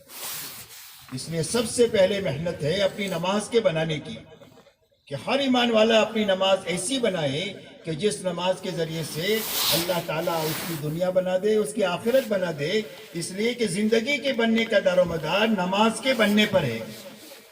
اللہ والے یہ فرماتے ہیں کہ نماز کی مثال زندگی میں ایسی ہے جیسے گھر میں روشن دان اور کھڑکی ہوتی ہے، کہ گھر کا خراب دھواں جو باہر جائے گا وہ اسی کھڑکی اور روشن دان سے باہر جائے گا۔ گھر میں تازہ ہوا جو آئے گی وہ اسی کھڑکی اور روشن دان سے آئے گی۔ ایسا ہی زندگیوں میں سے جتنے رذائل نکلیں گے وہ نماز کے راستے سے نکلیں گے اور جتنی اچھائیاں زندگی میں آئے گی وہ نماز کے راستے سے آئے گی۔ اسی لیے قرآن میں فرمایا ان الصلاۃ تنہی عن الفحشاء والمنکر، فرمایا نماز آدمی کو بے حیائی اور برائی کے کاموں سے روکتی رہتی ہے۔ اس لیے نماز بن جائے گی تو آدمی کی 24 گھنٹے کی زندگی صحیح بن جائے گی۔ تو نماز کے بنانے کی محنت ہے کہ سب سے پہلے نماز کے اندر میں یقین آ جائے کہ زندگی اللہ بنائیں گے اور نماز کے راستے سے بنائیں گے۔ زندگی کے ہر چھوٹے بڑے مسئلے میں ہماری نگاہ اللہ پر جائے اور نماز پر جائے، کہ ہم اپنے اللہ سے کہیں گے اور نماز کے راستے سے کہیں گے اور اللہ نماز کے راستے سے ہمارے کاموں کو بنائیں گے۔ حضور صلی اللہ علیہ وسلم کے بارے میں آتا ہے اذا حزبوا امر فزع الى الصلاۃ، آپ کو کوئی بات درپیش ہوتی تھی تو آپ فوراً نماز کی طرف متوجہ ہو جاتے تھے۔ اور آپ نے تو فضائل کی کتابوں میں واقعات لکھے ہیں، قلی کا واقعہ لکھا ہے اور بھی بہت سارے واقعات ہیں کہ جب کبھی بھی کوئی مسئلہ آیا ہے تو اس مسئلے کو نماز کے ذریعے سے ہی حل کیا ہے۔ اس لیے میرے دوستو اپنی نماز میں ایک تو یقین پیدا ہوگا، دوسرا اپنی نماز کے اندر میں اللہ کی طرف سے ملنے والے انعامات کا دھیان پیدا ہو جائے کہ نماز پر اللہ کیا انعام دیں گے۔ دنیا آخرت میں۔ نماز کے اندر میں علم آ جائے مسائل اور سنتوں کا، کہ قیام کیسے کرنا، رکوع کیسے کرنا، سیدھا کیسے کرنا، قاعدہ کیسے کرنا، اس میں پڑھی جانے والی کیا چیزیں ہیں اس کو صحیح کرنا۔ غرض یہ کہ نماز میں علم آ جائے اور نماز میں اللہ والا دھیان آ جائے کہ میں نماز میں کھڑا ہوں اللہ کے سامنے، اللہ مجھے دیکھ رہے ہیں اور میں اللہ کو دیکھ رہا ہوں۔ اس دھیان کے ساتھ میں نماز پڑھنا آ جائے، اور اگر اتنا دھیان نہ پیدا ہو تو یہ بات تو ضرور پیدا ہو جائے کہ اللہ تو مجھے دیکھ ہی رہے، اور اللہ کو راضی کرنے کی نیت ہماری نمازوں میں آ جائے۔ 5 باتیں، ایک ایمان آ جائے، ایک علم آ جائے، ایک احتساب آ جائے، ایک احسان آ جائے اللہ کا دھیان، اور ایک اخلاص آ جائے۔ یہ 5 باتیں نماز میں لانے کی محنت ہے۔ جب یہ محنت ہو کر کے نماز صحیح بن جائے گی تو یہ 2 رکعت نماز ہماری دنیا آخرت کے سارے مسائل کو حل کر دے گی۔ اس لیے نماز کے راستے سے اپنے اندر میں یہ طاقت پیدا ہو کہ ہماری 24 گھنٹے کی زندگی خواہش سے نکل جائے، حکم پر آ جائے۔ روزے کے ذریعے سے تقوی پیدا ہو جائے۔ روزوں کی غایت کیا بتائی کہ روزے ایسے رکھے جائے کہ آدمی کے اندر میں حرام سے بچنے کی طاقت پیدا ہو جائے، کہ جس طرح حلال سے بچ گئے ہیں پوری زندگی حرام سے ایسے ہی بچیں گے جس طرح حلال سے بچے اللہ کے حکم کی بنیاد پر۔ اور جو آدمی میں حرام سے بچنے کی طاقت پیدا ہو جائے گی، اللہ اس کی وہ ایسی جگہ سے روزی دیں گے جہاں سے اس کو وہم و گمان دیں گے۔ اور اللہ تعالیٰ کوئی الجھن آ گئی ایسی کہ جو اسباب اور وسائل جہاں پر جواب دے دیں گے، وہاں تقوی کے راستے سے اللہ تعالیٰ اس کی الجھن کو دور کر دیں گے۔ دنیا میں جتنے مسائل اور کام آتے ہیں، فرمایا ان کاموں کو اللہ آسان کر دیں گے تقوی کی برکت سے۔ اور اگر نیکی کرے گا تو اللہ نیکی میں وزن پیدا کر دیں گے۔ قیامت کے دن نیکیوں کو وزن کیا جائے گا، نیکیوں کو گنا نہیں جائے گا، اور نیکی میں وزن جو پیدا ہوگا وہ تقوی کی برکت سے پیدا ہوگا۔ اسی لیے حضرت عمر ابن الخطاب رضی اللہ تعالیٰ عنہ حضرت ابو بکر صدیق رضی اللہ تعالیٰ عنہ سے فرماتے ہیں، حضرت ابو بکر فرماتے ہیں، حضرت عمر ابو بکر سے فرماتے ہیں کہ اگر آپ ایک دن کی نیکی دے دیں اور ایک رات کی نیکی دے دیں تو میں پوری زندگی کی ساری نیکیاں دینے کے لیے تیار ہوں۔ حضرت عمر رضی اللہ تعالیٰ عنہ کا زمانہ تو خلافت کا ایسا ہے کہ جس میں پوری دنیا میں دین پھیلا ہے۔ 10 سال خلافت کا زمانہ ہے جس میں شہروں میں، دیہاتوں میں، پہاڑوں میں، جنگلوں میں اللہ کا دین اور قرآن کا رواج ہوا۔ اتنا بڑا کام ہونے کے باوجود یہ فرماتے ہیں کہ اگر ایک دن کی اور ایک رات کی نیکی دے دو مجھے، جس دن آپ نے حضور کے وصال پر امت کو سنبھالا ہے اس دن کی نیکی دے دو، اور جس رات آپ ہجرت میں حضور صلی اللہ علیہ وسلم کے ساتھ تھے اس رات کی نیکی مجھے دے دو تو میں اپنی ساری نیکیاں دینے کے لیے تیار ہوں۔ اس لیے کہ اللہ تعالیٰ نے حضرت صدیق اکبر کو قرآن میں سب سے بڑا متقی بتایا ہے۔ وَسَيُجَنَّبُهَا الْأَتْقَى، فرمایا جہنم سے وہ بچے گا جو سب سے زیادہ اللہ سے ڈرنے والا ہے۔ یہ حضرت ابو بکر صدیق رضی اللہ تعالیٰ عنہ کے بارے میں۔ اس لیے میرے دوستو، نیکی میں وزن جو پیدا ہوگا قیامت کے دن وہ تقوی کی برکت سے پیدا ہوگا۔ اور یہ فرمایا کہ اگر غلطی ہو جائے گی تو اللہ تقوی کی برکت سے معاف کر دیں گے۔ اگر غلطی ہو جائے گی، انسان ہے، بشر ہے، غلطی ہو جاتی ہے، غلطی ہو جائے گی تو اللہ تقوی کی برکت سے معاف فرما دیں گے۔ یہ سارے انعامات ملیں گے تقوی کی برکت سے، اور تقوی پیدا ہوگا رمضان کے روزوں کی برکت سے۔ اس لیے رمضان کے روزے ایسے اچھے رکھے جائے کہ ہمارے اندر حرام سے بچنے کی طاقت پیدا ہو جائے۔ ایسا ہی اپنے ایک ایک پائے کی زکوٰۃ نکال کر کے اپنے مال کو پاک بنایا جائے۔ جس مال کے اندر میں زکوٰۃ کا پیسہ رہ جاتا ہے وہ کسی حادثے کا شکار ہو جاتا ہے۔ اس لیے مال کی حفاظت کا سب سے بڑا راستہ ہے اپنی پائے کی زکوٰۃ نکال کر کے اپنے مال کو پاک کر دینا۔ اور یہ فرمایا کہ جب آدمی اپنے مال کی زکوٰۃ نکال دے گا تو سارے حادثات سے اس کا مال محفوظ ہو جائے گا۔ کوئی چور چوری نہیں کر سکتا، کوئی ڈاکو ڈکیتی نہیں ڈال سکتا، کوئی آگ اس کو جلا نہیں سکتی، کوئی پانی اس کو ڈبا نہیں سکتا ہے جس مال کی زکوٰۃ نکال دی جائے گی۔ اور زکوٰۃ اس لیے نکالی جاتی ہے تاکہ ہمارے دلوں کا بخل ختم ہو جائے۔ اس لیے کہ بخل جہنم کا درخت ہے اور سخاوت جنت کا درخت ہے۔ اور مومن بخیل نہیں ہوتا ہے، مومن سخی ہوتا ہے۔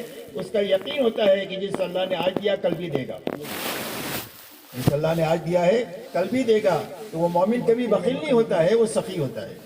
تو ہمارا بخل ختم ہو جائے، سخاوت پیدا ہو جائے، اللہ کے ساتھ ہمارا حسن ظن بڑھے، جس کے لیے اپنے پائی کی زکوٰۃ نکال کر مستحقین کو تلاش کر کے ان کے پاس پہنچانا، ان کا احسان ہے ہمارے پر کہ ہماری زکوٰۃ وہاں پر ادا ہوئی۔ اس مسجد کا ہم احترام کرتے ہیں جہاں ہم نماز پڑھتے ہیں، کہ ہمارا نماز کا فریضہ وہاں پر ادا ہوتا ہے۔ ایسا ہی وہ غریب قابل احترام ہے کہ جس کے اوپر ہمارا زکوٰۃ کا فریضہ ادا ہو جائے، اس لیے اس پر اپنا احسان نہیں رکھنا، بلکہ اس کو اپنا احسان سمجھنا کہ میری زکوٰۃ کا فریضہ اس پر ادا ہوا ہے، یہ قابل اکرام ہے، قابل احترام ہے، یہ احسان جتانے کے لائق نہیں ہے اور یہ ہلکا سمجھنے کے لائق نہیں ہے، بلکہ اس کا احسان مجھ پر ہے کہ میرا ایک فریضہ اس کے پر ادا ہوا۔ اور اسی کے ساتھ حج ایسا اچھا کرنا کہ پوری زندگی کے اندر میں اللہ کی اطاعت زندہ ہو جائے۔ حج اطاعت سکھانے کے لیے ہے کہ سمجھ میں آئے نہ آئے، جو اللہ کا حکم ہے وہ کرنا ہے۔ کہ مزدلفہ میں مغرب اور عشاء پڑھنی ہے، کیوں پڑھنی ہے؟ کہ اس لیے پڑھنی ہے کہ ہمارا حکم ہے۔ کنکریاں مارنی ہے، کیوں مارنی ہے؟ کہ اس لیے کہ ہمارا حکم ہے۔ تو اللہ کا حکم ہے، اس کے لیے سیکھنے کے لیے حج پر اللہ کے دربار میں جانا ہے، تاکہ پوری زندگی اللہ کی اور نبی کی اطاعت پر ہماری زندگی آ جائے۔ اس لیے عبادت کی لائن ہماری صحیح ہو جائے اور اس میں حقیقت پیدا ہو جائے۔ آپ نے پوری امت میں عبادت کی لائن کو ایسا زندہ کیا کہ کوئی مسلمان بے نمازی نہیں تھا، کوئی مسلمان روزے سے رہنے والا نہیں تھا، اور کوئی مسلمان زکوٰۃ سے رہنے والا نہیں تھا، اور کوئی آدمی جس پر حج فرض ہو وہ حج سے رہنے والا نہیں تھا، بلکہ ساری عبادت اپنے حقیقت کے ساتھ ان کی زندگی میں زندہ کی۔ اسی کے ساتھ میں آپ نے پوری امت کی معاشرت کو احسان پر اٹھایا کہ اپنے لیے جو پسند کرتے ہیں اپنے بھائی کے لیے پسند کرو۔ احسان پر اٹھایا کہ حق تو ادا کرنا ہے، اس سے زیادہ دینا ہے، یہ احسان ہے۔ اور ایثار پر اٹھایا کہ اگر ضرورت پڑے تو اپنی ضرورت کو دبا کر اپنے بھائی کی ضرورت کو پورا کرنا ہے۔ سادگی پر اٹھایا، حیا پر اٹھایا کہ ایمان والی کی زندگیاں حیا والی ہوتی ہے، سادگی والی ہوتی ہے، وہ اسراف سے ان کی زندگیاں پاک ہوتی ہے۔ آپ نے پوری امت کو اسلامی رشتے پر، ایمانی رشتے پر جمع فرمایا۔ انما المؤمنون اخوہ، سارے ایمان والے آپس میں بھائی بھائی ہیں۔ آپ نے علاقائیت کو، آپ نے زبان کے مسئلے کو، آپ نے رنگ کے مسئلے کو، آپ نے سارے مسائل کو ختم فرما کر پوری امت کو ایک اور نیک بنایا۔ حضرت بلال حبشہ کے ہیں، حضرت عمر فرماتے ہیں سیدنا بلال، بلال معمولی آدمی نہیں ہے، بلال تو ہمارے سردار ہے۔ حضرت عمر اتنے بڑے آدمی کہہ رہے کہ حضرت بلال ہمارے سردار ہے۔ اور حضور مہاجرین کہتے ہیں سلمان منا، سلمان تو ہمارے ہیں، اور انصار کہتے ہیں سلمان ہمارے ہیں۔ آپ فرما رہے ہیں کہ سلمان منا اہل البیت، سلمان تو ہمارا ہے، ہمارے گھر کا ایک فرد ہے۔ اسی لیے آپ نے فرمایا سارے ایمان والوں کی مثال ایک دوسرے کے ساتھ محبت کرنے میں، ایک دوسرے کے کام آنے میں اور ایک دوسرے کی بھلائی چاہنے میں ایسی ہے جیسا کہ ایک جسم ہوتا ہے۔ جسم کا ایک دوسرے کے ساتھ ایسا تعاون ہوتا ہے کہ آدمی چلتے ہوئے ٹھوکر لگ جائے تو پورا جسم اس کی تکلیف کو محسوس کرتا ہے، آدمی کھانا کھا لے رات کو سو جائے تو پورا جسم اس کی لذت اور راحت کو محسوس کرتا ہے۔ فرمایا سارے ایمان والوں کی مثال ایسی ہے، کوئی جسم کا کوئی عضو دوسرے عضو کی برائی نہیں سوچ سکتا۔ کبھی پیر یہ نہیں کہے گا کہ میں جسم کے بوجھ کو کیوں اٹھاؤں، کبھی زبان یہ نہیں کہے گی کہ میں جسم کے لیے کیوں استعمال ہوں۔ سارے اعضاء اپنے لیے کم استعمال ہوتے ہیں، دوسرے اعضاء کے لیے زیادہ استعمال ہوتے ہیں۔ فرمایا ایسا ہی ایمان والوں کی مثال ہے کہ وہ ایک دوسرے کی بھلائی چاہنے میں اور خیر خواہی میں ایسا ہے جیسا کہ ایک جسم ہوتا ہے۔ اس لیے میرے دوستو حضور پاک صلی اللہ علیہ وسلم نے علاقوں میں امت کو نہیں بانٹا ہے اور قومیت پہ نہیں بانٹا ہے، اپنے زبان کو اور رنگ کے مسئلے کو نہیں اٹھایا، بلکہ ان ساری چیزوں کو اپنے پیروں کے نیچے دفن کر کے پوری امت کو ایک بنایا اور نیک بنایا۔ جب پوری امت ایک ہو جائے گی تو اللہ کی مدد کی مستحق ہو جائے گی۔ اللہ کی مدد کا سب سے بڑا سبب جو ہے وہ اجتماعیت ہے۔ اجتماعیت کہتے ہیں کہ سب کے دل آپس میں ملے ہوئے ہوں۔ بے ایمانوں کے بارے میں فرمایا تحسبهم جميعا وقلوبهم شتى، کہ ان کی ایک بھیڑ تم کو نظر آئے گی لیکن ان کے دل اندر سے پھٹے ہوئے ہیں۔ اور ایمان والے، فرمایا ایمان والے کل بنیان المرصوص، سیسا پھیلائی ہوئی دیوار کے مانند ہے، اور ایک دوسرے کے ساتھ محبت کرنے والے ہیں۔ کسی کی برائی کو کبھی کوئی ایمان والا سوچ نہیں سکتا۔ اس لیے میرے دوستو آپ نے پوری امت کو ان بنیادوں پر اٹھایا ہے۔ اس لیے ہماری معاشرت میں وہ چیزیں زندہ ہو جائے جو حضور صلی اللہ علیہ وسلم نے اپنی امت میں زندہ کی ہے. جب امت کے اندر میں معاشرت زندہ ہو جائے گی تو پوری امت جو ہے اس کے لیے دنیا جنت کا ایک نمونہ بن جائے گی. ایک لڑکی صنع یمن سے چل کر مکہ مدینہ آتی ہے، نہ اس کو اپنے زیورات کے چوری ہونے کا خوف ہے، نہ اپنے عصمت کے لوٹنے کا خوف ہے. ایک آدمی عراق سے مکہ مدینہ آتا ہے، اس کو پوچھا لوگوں کو کیسے پایا؟ فرمایا میں نے لوگوں کو ایسا پایا کأنہم من اب و ام واحد، جیسے ایک ہی ماں باپ کے اولاد ہے، کوئی جھگڑا نہیں، کوئی تیری میری نہیں، کسی جگہ مجھے اجنبیت محسوس نہیں ہوئی. سارے لمبے سفر میں سب نے مجھے ایسا لیا جیسا میں ان کے گھر کا ایک فرد ہوں. آپ کی معاشرت میں اللہ تعالیٰ نے وہ زندگی رکھی ہے کہ جس کی وجہ سے انسانیت کو دنیا میں جنت کا مزہ آ جائے. اس لیے میرے دوستو حضور صلی اللہ علیہ وسلم والی معاشرت امت میں زندہ ہو جائے. اسی کے ساتھ میں یہ دنیا ضرورت کے پوری کرنے کی جگہ ہے، خواہشات کے پوری کرنے کی جگہ نہیں ہے. ہر انسان میں اللہ نے ضرورتیں بھی رکھی ہے اور خواہشات بھی رکھی ہے. ضرورتیں تو محدود ہے، خواہشات لامحدود ہے. تو ضرورت کے پورا کرنے کا اللہ نے وعدہ کیا کہ دنیا میں جتنی مخلوق ہے جاندار، اس کی ساری ضرورتیں اللہ نے اپنے ذمہ لی ہے. تو ضرورت دنیا میں پوری ہوگی اور خواہشات کی پوری کرنے کے لیے اللہ نے جنت بنائی ہے. رہا دنیا تو دنیا میں خواہشات پوری کرنے کے لیے نہیں ہے بلکہ خواہشات کو توڑنے کے لیے ہے. اس لیے کہ ہر خواہش حکم کے مقابلے میں آئے گی. تو جب حکم کے مقابلے میں خواہش آئے تو خواہش کو چھوڑا جائے، خواہش کو توڑا جائے. جب آدمی توڑے گا تو اس کو ایمان کی حلاوت نصیب ہوگی. حدیث پاک میں آتا ہے کہ ایک آدمی راستہ چل رہا ہے، سامنے سے کوئی حرام چیز سامنے آ گئی، اس نے اپنی نگاہوں کو نیچے کر لیا، حرام سے اپنی نگاہ کو بچا لیا. جی چاہ رہا ہے حرام دیکھنے کا لیکن اپنی خواہش کو توڑ دیا حکم کو پورا کرنے کے لیے. تو فرمایا اللہ تعالیٰ اس کو ایمان کی مٹھاس عطا فرمائیں گے جو اپنے دل میں وہ اس کو محسوس کرے گا. تو خواہشات دنیا میں توڑنے کے لیے ہے، پورا کرنے کے لیے اللہ نے جنت بنائی. اسی لیے فرمایا وَلَكُمْ فِيهَا مَا تَشْتَهِي أَنفُسُكُمْ وَلَكُمْ فِيهَا مَا تَدَّعُونَ. تمہارے لیے جنت میں وہ ہے جو تمہارا جی چاہے. جو خواہش ہوگی وہ پوری ہو جائے گی اور جو مانگ ہوگی وہ پوری ہو جائے گی. آدمی کی خواہش ہوتی ہے زندہ رہنے کی، تندرست رہنے کی، جوان رہنے کی، خوبصورت رہنے کی. یہ ساری خواہشات جنت میں پوری ہو جائے گی. اللہ تعالیٰ ہر ایک کو حسن دیں گے حضرت یوسف علیہ السلام کا، آواز ہوگی حضرت داؤد علیہ السلام کی، ہر ایک کی جوانی ہوگی حضرت عیسیٰ علیہ السلام جیسی، ہر ایک کا قد ہوگا حضرت آدم علیہ السلام جتنا، اور ہر ایک کے اخلاق جناب محمد رسول اللہ صلی اللہ علیہ وسلم جیسے ہوں گے. اور ہر جنتی کو 100 آدمیوں کی طاقت دے کر جنت میں داخل کیا جائے گا. اور کم سے کم درجے کے جنتی کی جنت دنیا سے 10 گنا بڑی جنت ہوگی. گجرات جتنی نہیں اور ہندوستان جتنی نہیں، ایشیا جتنی نہیں، بلکہ پوری دنیا سے 10 گنا بڑی گی جب جنت کم سے کم درجے کی جنتی کی ہوگی. اور اس جنت میں ایک ہی موتی کا محل ہوگا جس کی لمبائی 60 میل کی ہوگی. پانی کی نہریں، دودھ کی نہریں، شراب کی نہریں، شہد کی نہریں ہوں گی اور نہریں اس کے ساتھ چلے گی. اس کے ہاتھ میں ایک سونے کی چھڑی ہوگی. جب کہیں کہے گا کہ نہر میرے ساتھ چلے تو جہاں جائے گا وہاں نہر اس کے ساتھ چلے گی. 80,000 غلام ہوں گے جو اس کی خدمت کریں گے. 70-72 جنت کی حوریں ہوگی. اگر اپنا پوروا زمین پر ظاہر کر دے تو سورج اور چاند کی روشنی اس کے سامنے مان پڑ جائے اور سمندر میں تھوک دے تو سمندر کا پانی میٹھا ہو جاوے.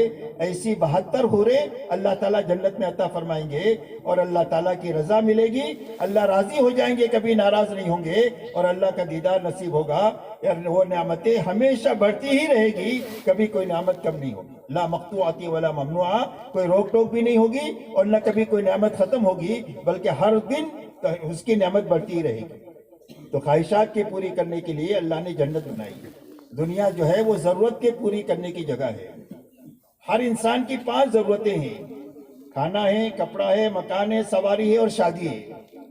ان ضرورتوں کو حلال طریقے سے حاصل کرنا اور سنت طریقے پر اس کو پورا کرنا، حرام سے بچنا، اسراف سے بچنا، اس کے ساتھ اپنی ضرورتوں کو پوری کرنا. اس لیے اپنے علماء کو پوچھ کر اپنی ساری لائنوں کو اچھی طرح چلانا تاکہ کوئی مشتبہ روزی ہمارے پیٹ میں نہ جائے اور ہمارے پاس میں کوئی حرام چیز نہ آئے بلکہ حلال طریقے سے ہو. تھوڑا بھی ہوگا اس میں برکت ہوگی اور حرام چاہے کتنا بھی زیادہ ہے اس میں کبھی برکت نہیں ہو سکی. یاد رکھو جتنے جانور کھائے جاتے ہیں آپ دیکھو پورا سال کھائے جاتے ہیں اور بقرعید میں اتنے ہی اس سے زیادہ جو ہے وہ اس کی قربانی ہوتی ہے. لیکن آپ کو حلال جانور ہمیشہ ملیں گے. 500 چاہیے تو 500 ملیں گے, 5000 چاہیے تو 5000 ملیں گے. کتا ہے 9 بچے جنتا ہے کتیا, اور لیکن اور کھایا بھی نہیں جاتا. لیکن آپ نے کبھی 500 کتے کا ریوڑ ایک ساتھ میں نہیں دیکھا ہو. تو جو حرام ہے اس میں برکت نہیں ہے, حلال کے اندر میں برکت ہے. اس لیے حلال طریقے سے حاصل کرنا, سنت طریقے پر پورا کرنا. اسی لیے حدیث میں آتا ہے کہ ایک آدمی پر فاقہ آ گیا اور اس نے کسی کے سامنے اپنے فاقے کو ظاہر نہیں کیا 3 دن تک, تو اللہ تعالیٰ 1 سال کی حلال روزی کا انتظام اس کے لیے کریں گے. کیسے کریں گے؟ اللہ کی بڑی شانیں ہیں, اللہ کے انعامات کے لامحدود اسباب ہے, اور اللہ کے پکڑنے کی بھی لامحدود اسباب ہے. تو فرمایا 3 دن کا فاقہ کسی سے ظاہر نہیں کیا تو اللہ تعالیٰ 1 سال کی حلال روزی کا انتظام اس کے لیے کرے. اس لیے اپنی ضرورتوں کو حلال طریقے سے حاصل کرنا, سنت طریقے پر پورا کرنا, حرام سے بچنا, اسراف سے بچنا.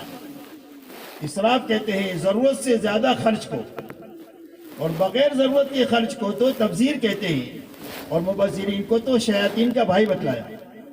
اس لیے اپنی ضرورتوں پر زندگیوں کو لانا اور اسراف سے زندگیوں کو نکالنا.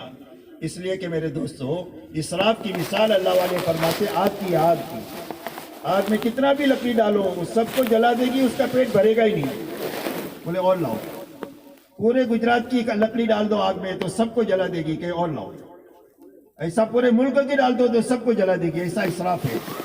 جب اسراف زندگیوں میں داخل ہو جاتا ہے تو ساری جانی مالی طاقت کو کھا لیتا ہے. نہ دعوت کے لیے بچے, نہ عبادت کے لیے بچے, نہ اخلاق کے لیے بچے. سارے اسراف نے ساری جانی مالی طاقت کو کھا لیا. اور امت کا المیہ یہ نہیں ہے کہ امت کے پاس جان مال نہیں ہے.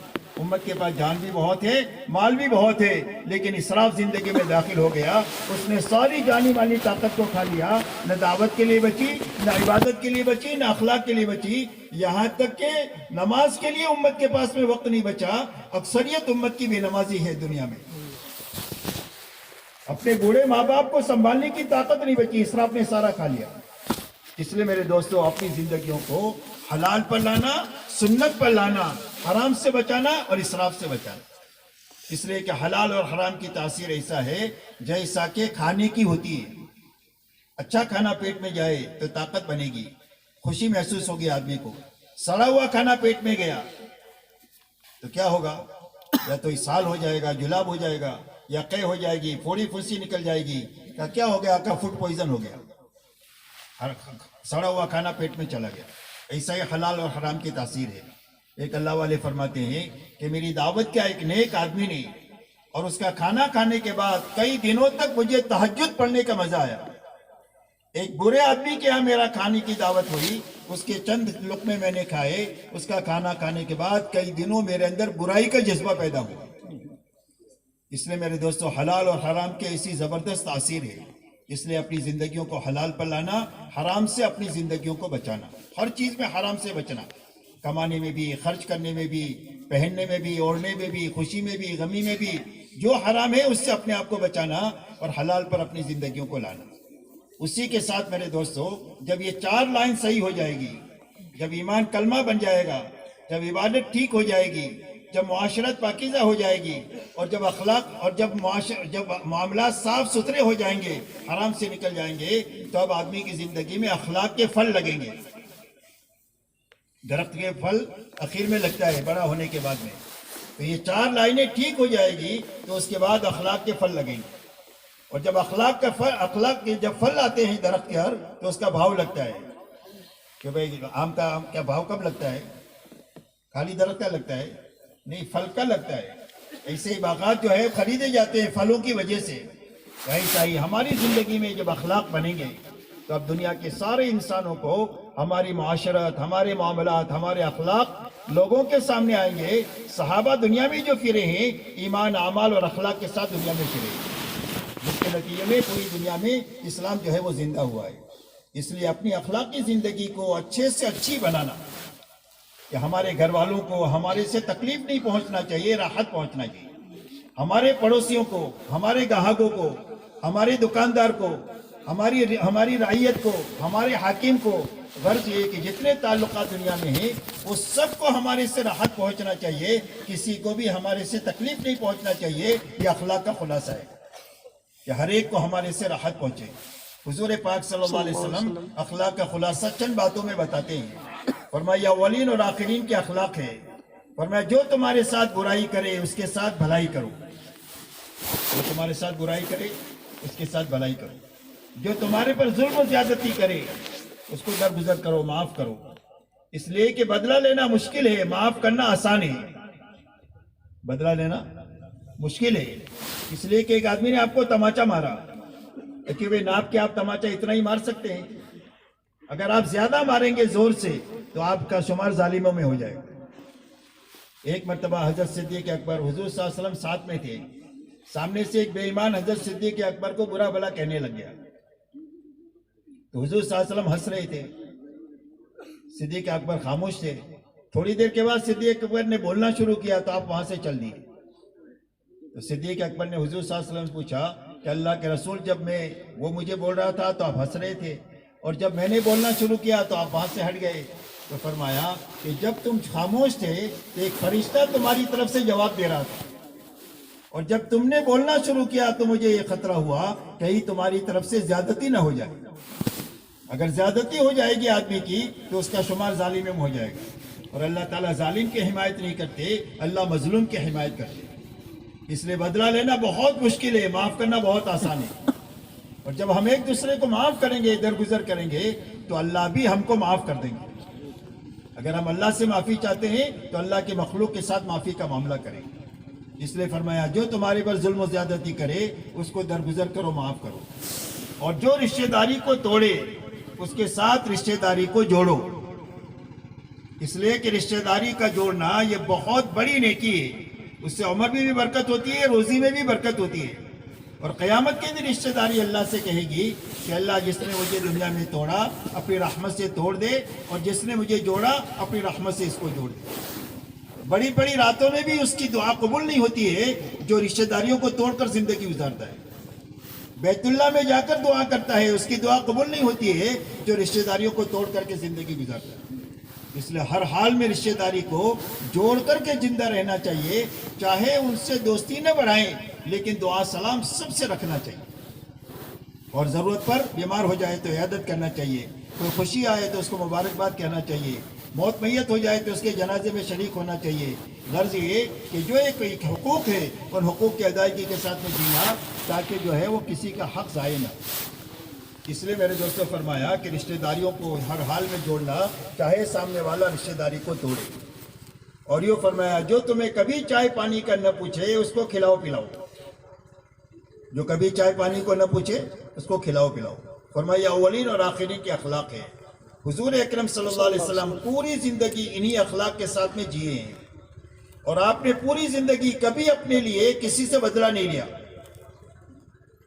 جب آپ فاتحانہ طور پر مکہ مکرمہ میں داخل ہوئے ہیں تو مکہ میں وہ لوگ موجود ہیں جنہوں نے آپ کے راستے میں کانٹے بچھائے تھے، آپ کے پر اونٹ کی ہوش ڈالی تھی، آپ کی بیٹی حضرت زینب کو نیزہ مارا تھا، آپ کے خباب کو، خبیب کو، عمار کو، یاسر کو، سمیہ کو تکلیف پہنچائی تھی اور شہید کیا تھا رضی اللہ عنہم اجمعین کو۔ وہ لوگ موجود ہیں، آپ نے فرمایا یہ بتاؤ میں تمہارے ساتھ کیا معاملہ کروں گا؟ مکے والوں نے کہا اخن کریم ابن اخن کریم، فرمایا آپ تو بھلے ہیں، بھلوں کے اولاد ہیں، ہم آپ سے بھلائی کی امید کرتے ہیں۔ آپ نے فرمایا میں تمہارے ساتھ وہ معاملہ کروں گا جو میرے بھائی یوسف نے اپنے بھائیوں کے ساتھ کیا، کہ جن بھائیوں نے کنویں میں ڈالا ہے اور جب یہ بھوکے ان کے پاس میں پہنچے ہیں تو انہوں نے فرمایا لا تثریب علیکم اليوم، تمہارے پر کوئی لعن تان نہیں، اللہ تم کو معاف کر دیا، ہم نے تم کو معاف کر دیا۔ آپ نے فرمایا انتم الطلقاء، جاؤ تم سارے کے سارے آزاد ہو۔ مکے والے کہتے ہیں ہمیں ایسا لگ رہا تھا کہ ہم اپنے قبروں سے اٹھے اور ہم کو نئی زندگی ملی۔ اس لیے میرے دوستو حضور پاک صلی اللہ علیہ وسلم والے اخلاق امت میں زندہ ہو جائے، ان اخلاق کے راستے سے انسانیت اللہ کی طرف، ہدایت کی طرف اور جنت کی طرف آئے۔ اسی کے ساتھ میرے دوستو اپنی منزل اللہ کو اور آخرت کو بنانا۔ حضور پاک صلی اللہ علیہ وسلم نے پوری امت کو اللہ کی رضا پر اور آخرت کی بنیاد پر اٹھایا ہے، اقتدار کی بنیاد پر اور مال کی بنیاد پر نہیں اٹھایا۔ اسی لیے انصار مدینہ جب حضور صلی اللہ علیہ وسلم کے پاس مکہ مکرمہ میں آئے اور آپ کے ہاتھ پر بیعت کیا ہے جمرہ عقبہ کے پاس میں، تو صحابہ نے فرمایا علی ما نبایع یا رسول اللہ کے رسول، ہم آپ سے کس چیز پر بیعت کریں؟ یعنی آپ کا دامن تھامیں گے اور آپ کی بات کو قبول کریں گے تو ہم کو کیا کرنا پڑے گا، یہ آپ بتائیے. یہ معنی ہے بیعت کے. تو آپ نے فرمایا تبایعونی علی السمع والطاعہ فی المنشط والمکرہ، اس بات پر بیعت کرو کہ میری بات کو سنو گے اور مانو گے. سننا اور ماننا، جی چاہے تو نہ چاہے تو ہر حال میں میری بات کو سنو گے اور مانو گے، اس پر بیعت کرو.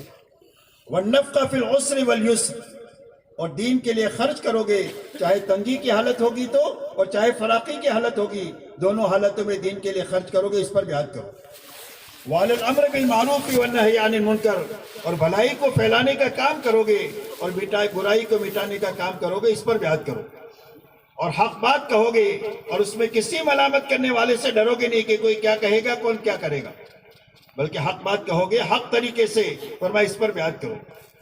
اور یہ فرمایا وَعَلَىٰ أَن تَمْنَعُونِي كَمَا تَمْنَعُونَ أَنفُسَكُمْ وَأَوْلَادَكُمْ وَأَزْوَاجَكُمْ، اور جب تمہاری دعوت پر میں مدینہ منورہ میں آ جاؤں اور پورا عرب جب آپ کا دشمن ہو جائے اور سب ایک ساتھ تمہارے پر حملہ آور ہو، تو اس وقت میری حفاظت کے لیے وہ تمام وسائل تم اختیار کرو گے جن وسائل سے اپنی عورتوں کی اور بچوں کی تم حفاظت کر دو. تو ایک صحابی نے کھڑے ہو کر کہا کہ اللہ کے رسول، اگر یہ کام پورے کریں گے ہم تو ملے گا کیا؟ حالانکہ آپ کے علم میں یہ بات تھی کہ آپ کی محنت کا انجام یہ ہوگا کہ بڑی بڑی طاقتیں زیر ہوگی اور ان کے سارے خزانے ان کے قدموں میں آئیں گے، جس کا اندازہ اس سے ہوتا ہے کہ جب آپ ہجرت کر کے بے بسی کے ماحول میں آپ سفر کر رہے، سراقہ نے جب آپ کا پیچھا کیا یہاں تک کہ آپ کے پاس پہنچ گیا، تو آپ نے فرمایا سراقہ اس وقت میں تیرا کیا حال ہوگا جب کسریٰ کے کنگن تیرے ہاتھ میں ہوں. اور جب عدی بن حاتم آئے ہیں تو عدی بن حاتم سے حضور صلی اللہ علیہ وسلم نے فرمایا کہ تم دین اسلام کو کیوں نہیں قبول کرتے؟ تو انہوں نے کہا کہ میں ایک دین پر ہوں. آپ نے فرمایا تیرے دین کو میں تجھ سے زیادہ جانتا ہوں، یہ تو تیری قوم کا جو مال کھاتا ہے تیرے مذہب میں کھانا حلال ہے. تو شرم سے نگاہیں جھک گئی، کہا حلال نہیں ہے. فرمایا میں بتاؤں کیوں نہیں قبول کرتے؟ تم اس لیے قبول نہیں کرتے کہ ہمارے چاروں طرف تم کمزور لوگوں کو دیکھ رہے ہو کہ جن کے پاس سواری نہیں ہے، جن کے پاس پہننے کے لیے کپڑے نہیں ہیں، ایک دوسرے کی اوٹ میں بیٹھتے ہیں تاکہ سطر نہ کھل جائے، اور ان کے پاس کھانا نہیں ہے، سب کی سب بھوک کی وجہ سے گر جا رہی ہے. یہ کمزور لوگ ہمارے بیچ میں ہیں اور تم بڑے آدمی ہو کہ ان کمزوروں کے ساتھ کیسے رہو، اس لیے اسلام قبول نہیں کرتے. آپ نے فرمایا کسریٰ ابن ہرمز کو جانتے ہو؟ فرمایا اللہ کے رسول نام سنا ہے. فرمایا کسریٰ ابن ہرمز کے خزانے فتح ہوں گے اور اس کے فتح کرنے والوں میں تم بھی ہوں گے. اور یہ فرمایا ایک لڑکی یمن سے آ کر کے مکہ مدینہ آئے گی اور اس کے پورے راستے میں ہماری محنت سے دنیا میں وہ امن و امان قائم ہوگا کہ کوئی آنکھ اٹھا کر اس کو دیکھنے والا نہیں ہوگا. اور یہ فرمایا مدینہ میں تم کو کمزوری کے حالات نظر آ رہے، ایک دن مدینہ پر وہ حال آئے گا کہ مدینہ میں سارے زکوٰۃ دینے والے ہوں گے، کوئی بھی زکوٰۃ کا لینے والا نہیں ہوگا. یہ آپ کو یہ معلوم ہونے کے باوجود بھی آپ نے پوری امت کو ملک و مال کی بنیاد پر نہیں اٹھایا، آپ نے پوری امت کو آخرت کی بنیاد پر اٹھایا. اسی لیے انصار مدینہ سے یہ فرمایا کہ جب تم یہ کام پورا کر لو گے تو اس کے بدلے میں اللہ تم کو جنت دے گا، اور جب تمہاری جنت کے مستحق تم بن جاؤ گے تو اللہ تمہاری دنیا بھی بنا دیں گے. اس لیے کہ دنیا آخرت کا سایہ ہے، جس کی آخرت بننا شروع ہوگی اس کے بناؤ کے آثار دنیا میں ظاہر ہوں گے حیات طیبہ کی شکل میں، اور جس کی آخرت اجڑنا شروع ہوگی اس کے اجاڑ کے آثار دنیا میں معیشت دنکا، زندگی تنگ ہو جائے گی. اللہ تعالیٰ اس کی زندگی کو تنگ کر دیں گے بے دینی کی بنیاد پر آخرت کے اجڑنے کے راستے سے. یہ اللہ کا اٹل فیصلہ ہے، اس کے خلاف کبھی ہو نہیں سکتا. اس لیے فرمایا تم کو اللہ جنت دیں گے، اور جو جنت کا مستحق بنے گا اللہ اس کی دنیا بھی بنا دیں گے. اس لیے تمہاری دنیا بھی بنے گی، تمہاری آخرت بھی بنے گی ہماری دین کی نصرت کی بنیاد پر. تو آپ نے پوری امت کو اللہ کی رضا پر اور آخرت پر اٹھایا. میرے محترم دوستو، یہ پورا دین جب امت میں زندہ ہو گیا تو آپ دیکھو اللہ نے ان کی گمراہی کو، جو 650 سال کی گمراہی اور جہالت تھی، حضرت عیسیٰ علیہ السلام اور حضور صلی اللہ علیہ وسلم کے بیچ میں 650 سال کا زمانہ تھا جس میں کوئی نبی نہیں آئے. تو انسانوں میں جہالت آخری درجے کی اور گمراہی آخری درجے کی، اور یہ ساری جہالت اور گمراہی صرف 23 سال میں ختم ہو گئی، اور اللہ نے ہدایت کا وہ مقام عطا فرما دیا کہ فرمایا جو بھی ان صحابہ کے کسی ایک کے پیچھے تم چلو گے تم کو اللہ اور جنت تک پہنچا دے گا. تو اتنے سالوں کی جہالت اور گمراہی 23 سال میں اللہ نے ختم کر دیا، اور یہ فرمایا کہ ان کی ساری تنگی ترشی کو اللہ نے حلال روزی سے بدل دیا۔ اللہ نے اتنی روزی اتنی فرمائی، صرف 25 سال محنت کے اور قربانی کے ہیں، 23 سال نبوت کا زمانہ ہے، اور صدیق اکبر کے 2 سال سے کچھ زیادہ زمانہ یہ لگنے مٹنے کا، کھپنے کھپانے کا ہے۔ اور اس کے بعد اللہ تعالیٰ نے ان کو اتنی دنیا دیا کہ صدیوں تک وہ ان کے اولاد کھاتی کھلاتی رہی، لیکن ختم ہو کر کے نہیں دیا۔ اللہ نے اتنی روزی اپنے خزانے سے ان کو عطا فرمائی، اور اسی کے ساتھ میں ساری دشمنیاں ختم ہو گئی اور ساری مخالفتیں ختم ہو گئی، اور پورے حجاز میں اللہ کا کلمہ بلند ہو گیا، اور میرے دوستو ساری مخالفتیں ختم ہو کر بھائی چارہ قائم ہو گیا، یہاں تک کہ جو صدیوں سے لڑ رہے تھے آپس میں ایسے ایسے بھائی بن گئے کہ ایک دوسرے کے لیے جان دینے والے بن گئے۔ یہ سارے مسائل کا حل اللہ نے صرف دین کے اندر میں رکھا ہے، اور دین زندگی میں آیا ہے حضور صلی اللہ علیہ وسلم کی محنت کے صحیح کرنے کی وجہ سے۔ آپ نے اس جہالت اور گمراہی کو ختم کرنے کے لیے ان کی تنگی ترشی ختم ہو جائے، مخالفتیں ختم ہو جائے، اور پوری دنیا میں امن و امان قائم ہو جائے، اس کے لیے آپ نے امت کی محنت کا رخ صحیح کیا۔ جب امت کی محنت کا رخ صحیح ہو گیا تو آپ دیکھو ان کی سارے مسائل حل ہو گئے۔ سب سے بڑا مسئلہ ہدایت کا ہے، وہ ہدایت کا مسئلہ حل ہو گیا۔ اس کے بعد روزی روٹی کا مسئلہ ہے کہ عافیت سے مل جائے۔ اس کے بعد پریشانیوں کے دور ہونے کا مسئلہ ہے۔ آپ دیکھو یہ سارے مسائل ختم ہو گئے 23 سالہ محنت کے نتیجے میں، اس لیے کہ آپ نے امت کی محنت کا رخ صحیح کیا تو اللہ ان کی زندگیوں کا رخ صحیح ہو گیا۔ اور محنت کا رخ آپ نے یہ صحیح کیا کہ آپ نے ہر ایمان والے کی جان مال کو سب سے پہلے کلمے کی دعوت پر لگایا کہ ایمان کو سیکھو، ایمان کو پھیلاؤ، اور اس کے لیے اپنی جان مال اتنی لگاؤ جتنا کہ دعوت کا تقاضا ہے۔ یہ پہلی لگانے کی جگہ ہے۔ دوسری لگانے کی جگہ عبادت ہے کہ عبادت میں حقیقت پیدا ہو جائے اور امت میں زندہ ہو جائے۔ اپنی جان مال اتنی لگاؤ جتنا عبادت کا تقاضا ہے۔ نمبر 3 اخلاق ہے کہ اپنی جان مال سے اللہ کے مخلوق کو راحت پہنچاؤ، یتیموں کو، بیواؤں کو، مسکینوں کو، محتاجوں کو، مقروضین کو، بیماروں کو، جتنا اخلاق کا تقاضا ہے اپنی جان مال اس پر لگاؤ۔ اور چوتھی لگانے کی جگہ اپنی اور اپنے متعلقین کی ضرورتیں ہیں کہ ہر ایمان والے کی، چاہے اس کی یا اس کے اولاد کی، اس کے بھائی بہنوں کی 5 ضرورتیں ہیں۔ ان ضرورتوں کے حاصل کرنے میں بھی لگنا ہے اور پوری کرنے بھی لگنا ہے، لیکن بقدر ضرورت لگنا ہے، اسراف سے بچ کر کے لگنا ہے۔ یہ محنت کا رخ حضور صلی اللہ علیہ وسلم نے قائم فرمایا، جس کے نتیجے میں صرف 23 سال اور صدیق اکبر کے 2 سال خلافت کے اس پہ لگنا مٹنا کھپنا ہے۔ اس کے بعد اللہ تعالیٰ نے ان کی ہدایت کا مسئلہ حل کرتے ہوئے ان کی روزی روٹی کا مسئلہ بھی حل کر دیا، اور ساری مخالفتوں کو زیر کر کے اللہ تعالیٰ نے دنیا میں امن و امان کا مسئلہ قائم فرما دیا۔ آج بھی امت جن مسائل سے دوچار ہے، ان مسائل سے نکلنے کا راستہ وہ ہے جو حضور صلی اللہ علیہ وسلم نے امت میں زندہ کیا۔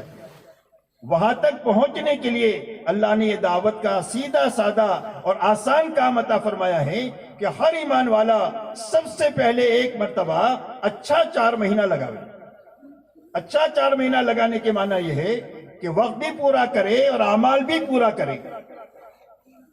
4 مہینہ ایسا لگائیں کہ 120 دن پورے ہو، 120 دن میں ہر عمل پورا ہو۔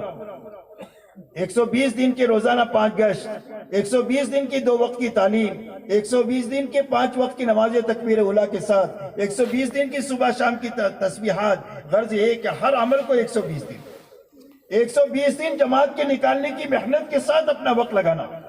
اس لیے کہ ہماری تبلیغ کا کام دنیا میں تقریر کرنے کے لیے پھرنا نہیں ہے، بلکہ امت میں حضور صلی اللہ علیہ وسلم کی محنت کو زندہ کرنے کے لیے پھرنا ہے۔ اس لیے کہ امت کا عالمیہ یہ نہیں ہے کہ امت کو دین معلوم نہیں ہے یا دین پر چلنے کے وسائل نہیں ہے۔ وسائل بھی ہے، معلومات بھی ہے، لیکن اندر میں دین پر چلنے کی طاقت نہیں ہے۔ وہ طاقت حضور صلی اللہ علیہ وسلم والی محنت سے پیدا ہوگی، اور آپ کی محنت کے 2 رخ ہے، ایک نقل و حرکت ہے، ایک مقامی محنت ہے، ایک ہجرت سے مشابہ ہے، ایک نصرت سے مشابہ ہے۔ اور آپ نے 23 سال میں 2 ہی جماعتیں بنائی ہیں، تیسری کوئی جماعت نہیں ہے، یا تو مہاجرین ہے یا انصار ہے۔ اور اللہ تعالیٰ قرآن پاک میں فرماتے ہیں والسابقون الاولون من المہاجرین والانصار والذین اتبعوہم باحسان رضی اللہ عنہ ورضوا عنہ۔ فرمایا سابقین اولین مہاجر و انصار میں کے، اور جو ان کے پیچھے پیچھے اخلاص کے ساتھ میں چلے، فرمایا اللہ ان سے بھی راضی ہو گیا اور پیچھے چلنے والوں سے بھی اللہ راضی ہو گیا۔ اس لیے میرے دوستو ہمارے یہی دو کام ہیں، ایک یکسوئی کے ساتھ 4 مہینہ لگانا، جس میں یہ اعمال پورے ہوں تو اللہ تعالیٰ 2 نعمتیں عطا فرمائیں گے۔ ایک دل کا رخ صحیح کر دیں گے، دل کا رخ اللہ کی طرف ہو جائے گا، دل کا رخ اللہ کے حکموں کی طرف ہو جائے گا، اور دل کا رخ آخرت کی طرف ہو جائے گا۔ دوسری نعمت اللہ جو دیں گے اس کا فکر صحیح کر دیں گے، سارے کام کریں گا لیکن دعوت کی فکر کے ساتھ کرے گا، انسانیت کی ہدایت کی فکر کے ساتھ کرے گا۔ جیسے ایک آدمی کی ٹوپی بنانے کا کارخانہ ہے، کہیں بھی جائے گا تو لوگوں کی ٹوپی دیکھے گا، شادی میں جاوے تو ٹوپی دیکھے، میت میں جاوے تو ٹوپی دیکھے، سارے کام کرتا ہے لیکن فکر ٹوپی کا ہو گیا۔ تو ایسا ہی کام کوئی بھی چھوڑنا نہیں ہے، سارے کام کرنے ہیں لیکن دعوت کی فکر کے ساتھ کرنا ہے اور اللہ کے کلمے کی سربلندی کی فکر کے ساتھ کرنا ہے۔ یہ اچھا 4 مہینہ لگانے سے اللہ یہ 2 نعمتیں عطا فرمائے، اور جب یہ 2 نعمتیں عطا فرمائیں گے تو زندگی میں دین کے آنے کا راستہ بنے گا، دل کے رخ کے صحیح ہونے کے نتیجے میں، اور محنت کے صحیح رخ قائم ہونے کی بنیاد جو پڑے گی وہ فکر کے بدلنے کی وجہ سے پڑے گی۔ جب تک فکر نہیں بدلے گا، جب تک محنت صحیح رخ پر نہیں آئے گی۔ اس لیے میرے دوستو اچھا 4 مہینہ لگانا، پھر اس کے بعد میں اللہ تعالیٰ 2 نعمتیں عطا فرما دے، گھر آپ کر کے اپنے گھر کاروبار کے ساتھ اللہ کے دین کا کام کریں۔ اللہ ہمت دے تو ہر سال 4 مہینہ لگائیں، مہینے میں 10 دن لگائیں، روزانہ 8 گھنٹہ لگائیں۔ اگر اتنی ہمت نہیں ہے تو اپنا سال کا چلہ لگائیں، 2-3 سال میں پھر 4 مہینہ لگاوے۔ اندرون کا تقاضا ہے تو اندرون لگائیں، بیرون کا تقاضا ہے تو بیرون لگائیں۔ غرض ایک اپنی زندگی کو تقاضوں پر لائے اور سالانہ چلہ لگائے اپنی جماعت بنا کر، مہینے میں 3 دن ہفتے کے تعین کے ساتھ میں لگائے، اور اپنا وقت اچھا لگائے۔ ہر جانے والی جماعت کو روانگی سمجھائے کہ کام پورا کرنا ہے، کرنے کے کام کرتے ہوئے، بچنے کی چیزوں سے بچتے ہوئے اپنا وقت لگانا ہے۔ ہر جگہ جماعت نکالنے کی محنت کے ساتھ وقت لگانا ہے۔ ہر جگہ مسجد وار جماعت نہیں ہے تو بنانا ہے، بنی ہوئی جماعت ہے تو اس کو کام پر لگانا ہے، اور دن بھر اپنے آپ کو محنت میں لگا کر کے تھکاتے ہوئے رات کو اچھا وقت لے کر اللہ کے سامنے رونا دھونا ہے، اچھی نماز پڑھنا ہے، آہوزاری میں لگنا ہے۔ ہماری ان محنت کی بنیادیں ہیں، ان بنیادوں کے ساتھ نقل و حرکت بھی کرنا ہے، مقامی محنت بھی کرنا ہے، تو انہی بنیادوں کے ساتھ کرنا ہے۔ اس لیے میرے دوستو اپنے محنت کو سمجھ کر اچھی طرح کرتے ہوئے اچھی طرح آدمی بنانے کا راستہ یہ ہے کہ امت میں خروج بڑھایا جائے، اور امت میں مسجد کے اعمال میں شرکت بڑھائی جائے، کہ ہر ایمان والے کا تعلق اللہ کے راستے میں نکلنے کے ساتھ بھی ہو۔ 4 مہینہ لگائیں، چلہ لگائیں، 3 دن لگائیں، ہر ایمان والے کا اللہ کے راستے میں نکلنے کے ساتھ میں تعلق بڑھے، جہاں اس کی زندگی بنے گی۔ جیسے میرے دوستو یہ روٹی پکتی ہے تندور میں، کچی نکل جائے تو کہ وہ باہر بنے گی، جل جائے تو یہ بننے کی جگہ ہے تنور۔ ایسا ہی نکلنے کا زمانہ یہ آدمی کے بننے کا زمانہ ہے۔ جب محنت صحیح ہو جائے گی تو ہر نکلنے والا 3 دن میں جائے گا تو اللہ اس کو توبہ عطا فرمائیں گے اور اس کو انابت عطا فرمائیں گے، اور اس کی زندگی کا رخ صحیح ہو جائے گا۔ جب 3 دن صحیح لگا دے گا، چلہ صحیح لگائے گا، 4 مہینہ صحیح لگائے گا ان بنیادوں کے ساتھ میں، تو اس کا ہر دن اس کے لیے ترقی کا ہوگا، اپنی پچھلی زندگی پر رونے کا ہوگا۔ اس لیے میرے دوستو ایک بڑا کام اللہ نے ہمیں عطا فرمایا ہے۔ پورا مجمع اس بات کا عزم کریں کہ اس محنت کو کرتے ہوئے جینا ہے اور اس محنت کو کرتے ہوئے مرنا ہے، کہ وہ سارا مجمع اس کے لیے تیار ہے، کون کون تیار ہے اس کے لیے؟ اب پوری زندگی میرے دوستو کرنا آ جائے، اس کی پہلی سیڑھی اچھا 4 مہینہ لگانا ہے۔ جب اچھا 4 مہینہ لگائیں گے تو زندگی بھر کام کرنا آسان ہو جائے گا، اندرون کے تقاضے پورا کرنا بھی آسان ہوگا، بیرون کے تقاضوں کو بھی پورا کرنا آسان ہوگا۔ شرط یہ ہے کہ پہلے اچھا 4 مہینہ لگا کر اپنے دل کا رخ صحیح کیا جائے، اپنی فکر کو صحیح کیا جائے۔ اس کے بعد جو کام کرے گا اس کو اللہ کے اور جنت کے قریب کرے گا۔ دعوت کا کام کر کے اللہ کے اور جنت کے قریب ہوگا، عبادت کر کے اللہ کے اور جنت کے قریب ہوگا، اپنا کاروبار کر کے اللہ کے اور جنت کے قریب ہوگا، اپنے بیوی بچوں میں رہ کر اللہ کے اور جنت کے قریب ہوگا۔ مسلمان کا کوئی بھی کام دنیا نہیں ہے، ہر کام دین ہے۔ شرط یہ ہے کہ دل کا رخ صحیح ہو اور فکر صحیح ہو، جس کے راستے سے زندگی میں دین پورا ہے اور محنت کی صحیح شکل زندگی میں قائم ہو جائے۔ اس کے لیے میرے دوستو ہمت کر کے اپنے آپ کو پیش کرو۔ 4 مہینہ آدمی مال کی وجہ سے نہیں لگاتا، فرصت کی وجہ سے نہیں لگاتا، اور صلاحیت کی وجہ سے نہیں لگاتا، صرف سچے ارادے کی وجہ سے اللہ نکلنا آسان فرما دے۔ جو آدمی سچا ارادہ کر لے، اپنے بس کی کوشش کر لے اور اللہ سے دعا مانگ لے، اللہ اس کے لیے آسان کر دے گا۔ اس کے لیے تینوں چیزیں ہمارے بس میں ہیں، ایک ارادہ کرنا ہے، اپنے بس کی کوشش کرنا ہے، اللہ سے دعا مانگنا ہے۔ جب اپنے بس کا ہم کر دیں گے تو ہمارے بس میں نہیں ہے وہ اللہ کر دے گا۔ اب اس کے لیے ہمت کر کے اپنے آپ کو پیش کرو. 4 مہینے کے لیے اپنے اس اجتماع سے جانے کے لیے کون کون تیار ہے؟ کھڑے ہو کر اپنے آپ کو پیش کرو. بتاؤ بھائی، ہمت سے اپنے آپ کو پیش کریں.